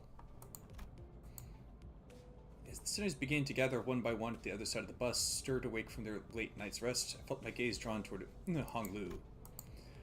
Looked for signs of concern or distress on his face, worried. It wasn't exactly something unique to Hong Lu. The stories about his past home life we've heard throughout the year, whatever he felt like sharing them, were all consistently terribly depressing. Ooh, it's not such a bad place once you actually try living here for a while. His lips, ever so slightly curled upward into a kindly, relaxed smile, making the same expression as ever. Expression that hasn't changed at all since our first meeting. Maybe it's just a cultural difference, kind of like how Hong Lu can be so nonchalant about things that should give most people pause, but... Actually, no. I'm not helping anyone or anything by entertaining these thoughts. My job at this moment is to keep a close eye on Hong Lu, worse than usual. If the time comes for me to help him, as the manager, I'll give it my all. Besides... Whoa, this thing's even bigger up close! Barely! I carried no recollection of a structure so grand, even in past adventures of mine! If my efforts aren't enough, I know I can trust the students to lend me a hand. Hey, let me see too. I collected my thoughts and approached the students who were flattened up against the glass window to get a good view.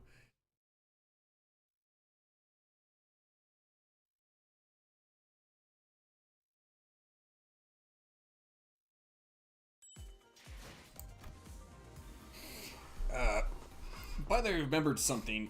So, CG9, I'm not sure if you've ever seen, what was it? Boggy, the Labyrinth of Magic, or Boggy, the Kingdom of Magic.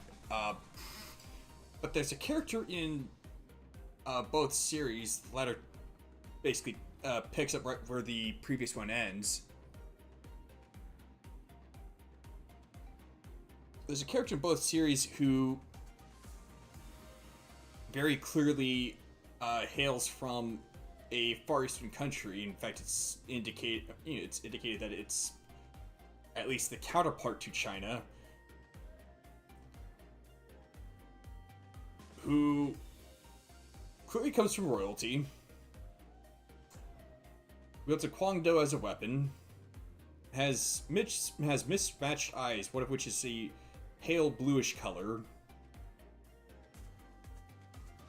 and his the person at the head of his family is the matriarch, his mother. I hadn't realized until just the other day that his whole character arc might have been a reference to the Dream of Red Chamber.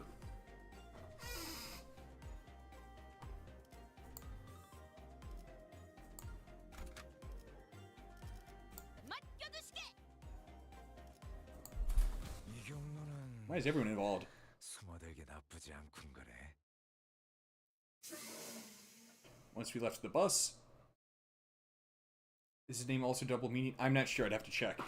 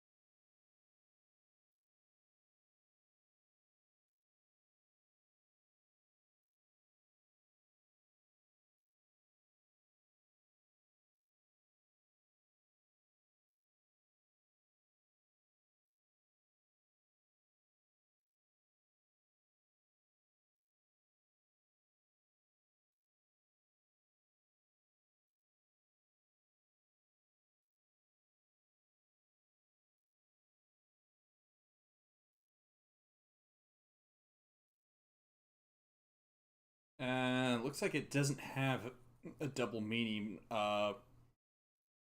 His name is Ren Hakuryu, which means white dragon.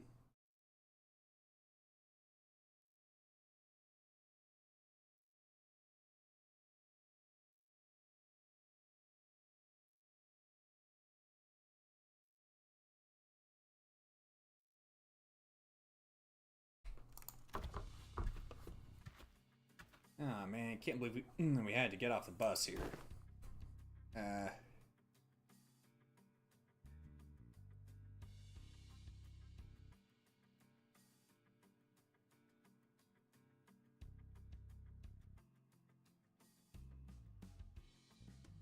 Hmm.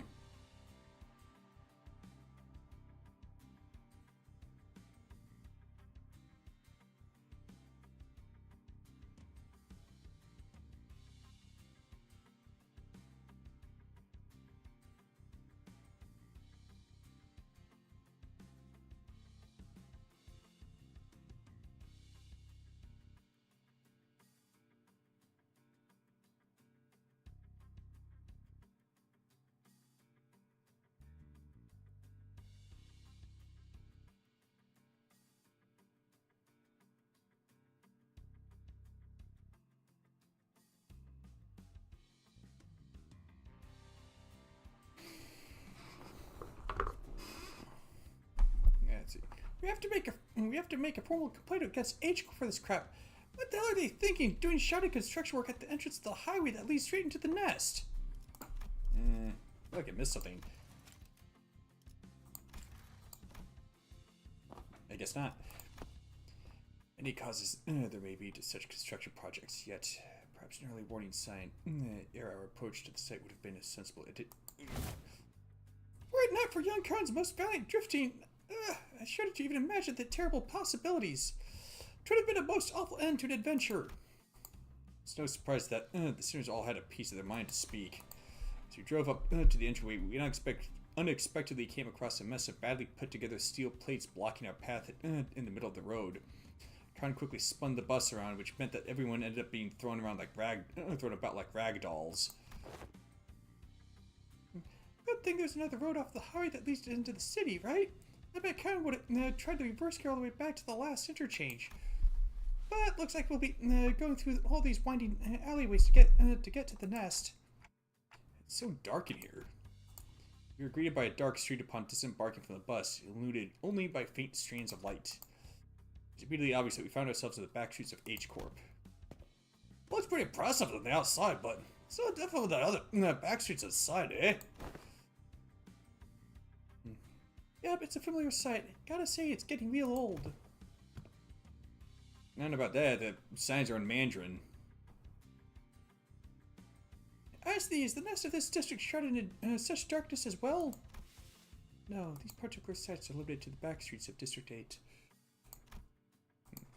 The back streets of this district weren't very different from the other ones we visited in the past.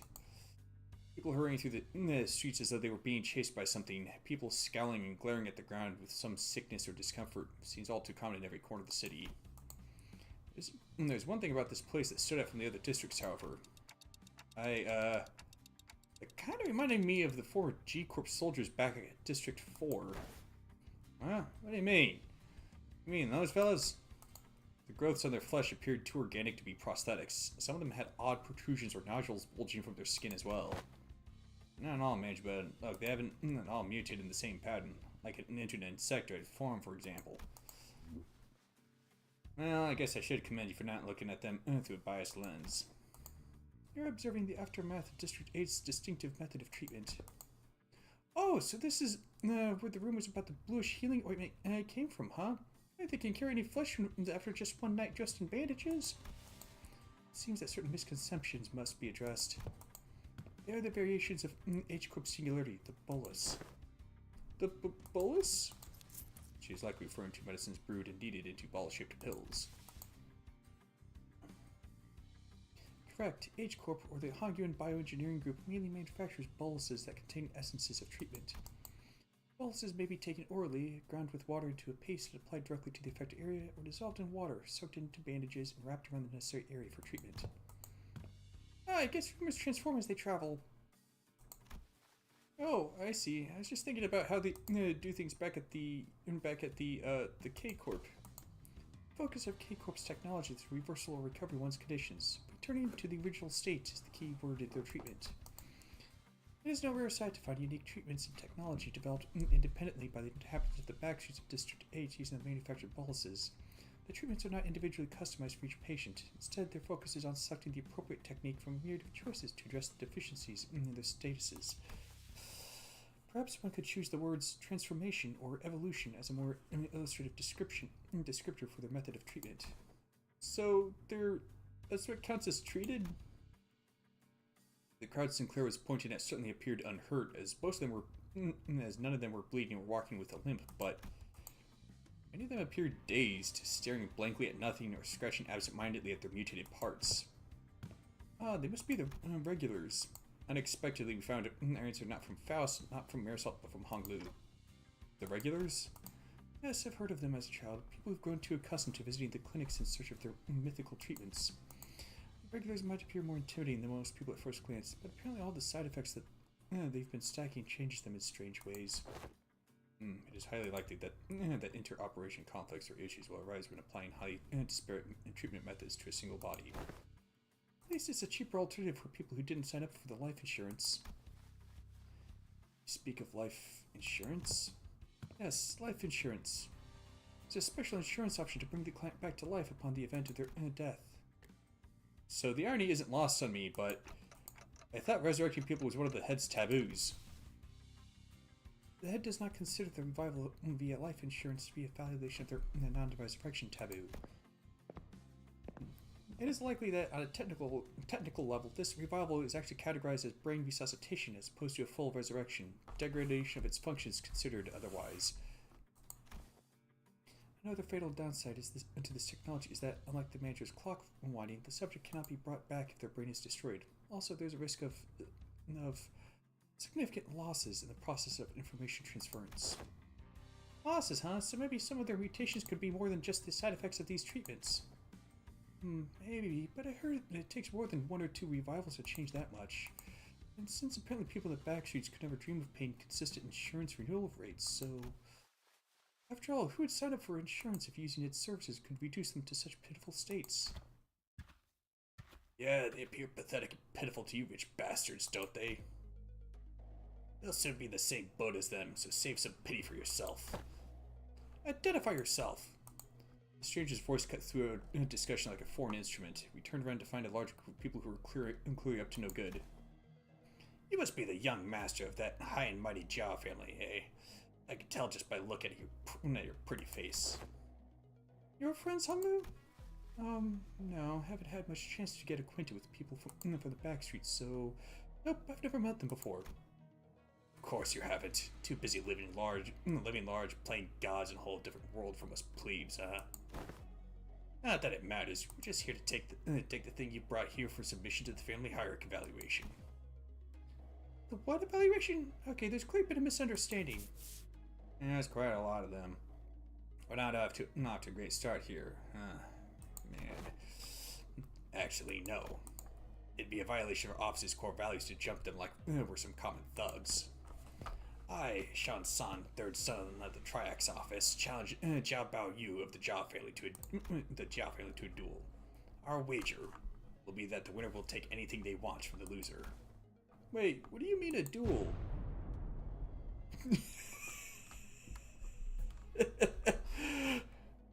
I didn't know Don Quixote's been watching Yu-Gi-Oh!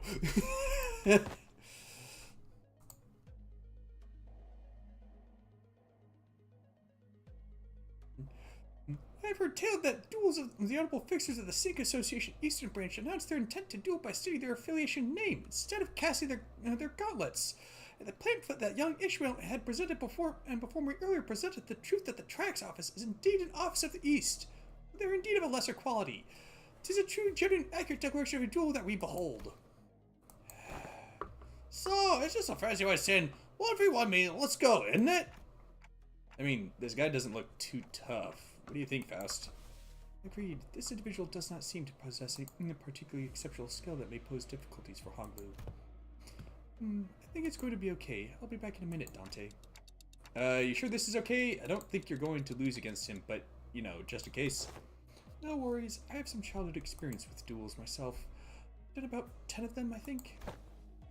Ah, so the rich boy's dabbled in some duels, has he? It's... I think you misunderstand. I meant to say that I've done about 10 of them a day. Oh, but grandmother sometimes let me skip them, so it must have been slightly fewer than that on some days. What? I, Hong Lu of Limbus Company. No. I, bow you of the Jia family, accept this duel. Hong Lu stepped forward confidently as the opponent was processing what he just heard. For a moment, Hong Lu stood there in a stance that did not express even a hint of aggression, before curiously cocking his head to the side. Sorry, are we waiting for something? Oh, so I always let the opponent get the first 2 moves in duels. Please, don't hesitate. Let me, you little... Your cocky pride shall be your downfall. Being introduced himself as Shan San, leaped toward Hong Lu. Then, after about a minute... How is this happening? Like Shan San, who's throwing punches and swings with boiling hot passion, Hong Lu was effortlessly gliding between his opponent's strikes like he was out on a picnic. As though this was but a leisurely stroll through a garden. Whatever Shan San threw a powerful punch, Hong Lu redirected it to the side with ease, the fist only grazing his clothes. We were mesmerized by the feathery light movements of his hands and feet that effortlessly glided through the air. Till, after one blinking illicit moment, we realized that Shan San was already face down on the ground, defeated. Oh! Young Hong Lu hast been concealing thy full strength in our presence? Oh no, I wouldn't say that. I always put my all into every fight. Yet, to defeat this foe so soundly, to dance with such grace between his strikes, is... 'twas as though thou wert dueling someone whose skill may only measure against a child's. But most of our fights happen in environments without a lot of variables. We usually fight against enemies with all kinds of unexpected weapons and powers. You read him. Already familiar with that fool's moves? Oh yes, one of my Biwu instructors had used similar techniques as this gentleman here. Practice makes perfect and perfection makes an expert, right? Right, but I'm not sure if that's entirely relevant here. Well, anyways, looks to me that he soundly kicked your behind in this duel. Let's see, why don't you? And preferably not do the thing I think you're about to do. This duel wasn't overseen by a notary office anyway, and our employer's not gonna let this failure slide if we just leave.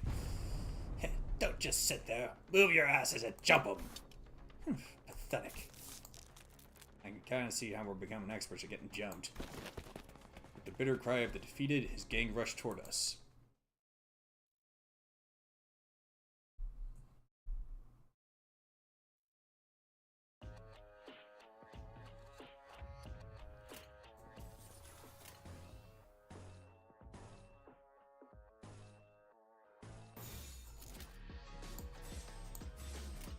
날개를 펼치고 빅톱을 걸어.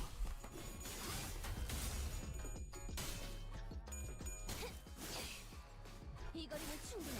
너한텐 멀겠지만.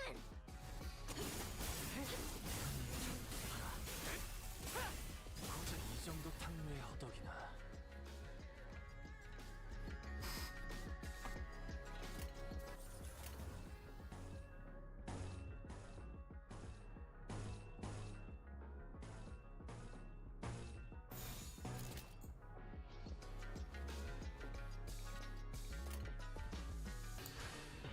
시비수에게 이야 예상 못했나봐.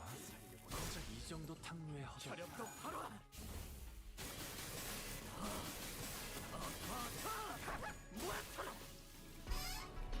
도끼를 보낸다.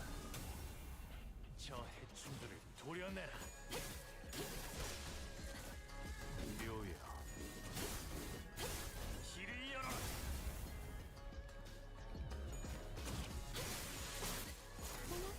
놀랐어?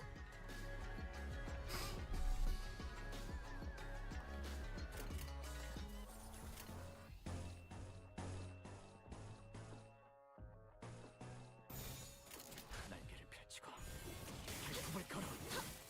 바람 불어오는 대로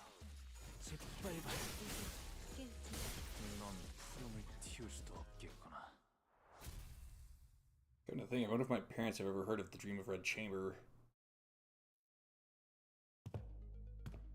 I've spent some time in the Republic of China. That's not to be confused with the People's Republic of China. The Republic of China is what most people know as Taiwan. This really isn't a great start, fellas. It's never easy, is it? Hey, at least we got a nice warm up. It wasn't all bad. I don't know. This seems more serious than our usual street brawls. Ishmael's right. They weren't your everyday thugs who pick fights with random people for no good reason. They were contracted by someone to specifically target and eliminate Hong Lu. Given how open they were about their intent, calling it a contract, it doesn't seem like whoever gave the contract was exactly going for subtlety. Then maybe this is what Josh Chun was talking about way back when she mentioned surviving as heirs. Whoever's behind this must have a bone to pick with Hong Lu. Indeed, it seems that we must expect more skirmishes like this going forward. Alas, was this trial not readily overcome? At the point, thinking a little more. Seems like they're assuming that Hong Lu's brought something here in order to participate in that family hierarchy evaluation. Then there's no reason to assume that we've seen the last of them. They're going to try again to take out the competition. Highly accurate assessment of the situation by the executive manager. I expect no less from someone of your genius. Going for the classics of brown-nosing today, Otis? Since when was it brown-nosing to compliment a job well done? Do you not expect... This inane conversation is most riveting, but I would prefer some silence while we wait. It seems that the company foresaw such difficulties. We've sent you a support team to help handle this issue. I heard voices coming from behind us, from where Virgilius pointed. Why, you guys still haven't learned how to stick to the plan, have you? You threw me off when I was told to meet you in some backstreets location, away from our agreed rendezvous point. Familiar voice, a voice we could not forget. Been a while, everyone. Hi, I'm here too. We turned around to follow where the voice was coming from and recognized the two people we've been hoping to see again.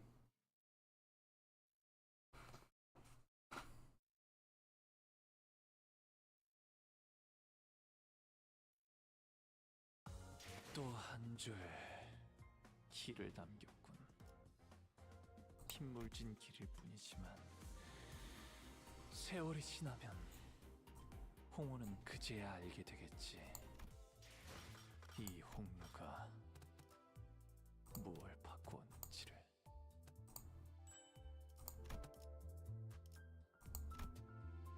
Do you know new middle identities introduced during this event?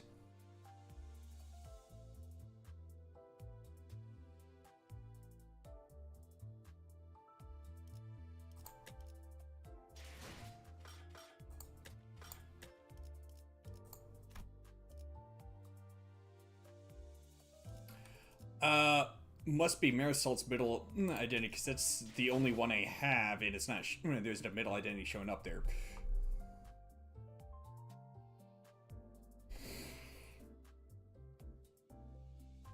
But with it getting a bit late, I think I'll call it here. Sinclair. That's weird.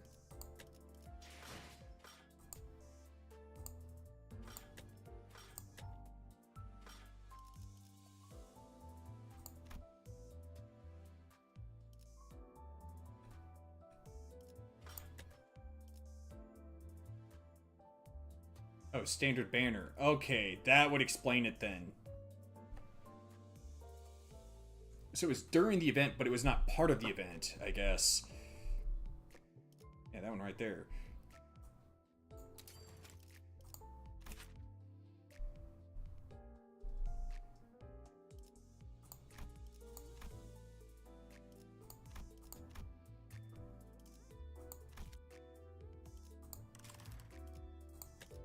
하루가 저물어가는 동안 나는 그저 서 있을 뿐이었어. Alright. Like I was saying, it's getting kind of late. Figure I'll call it here.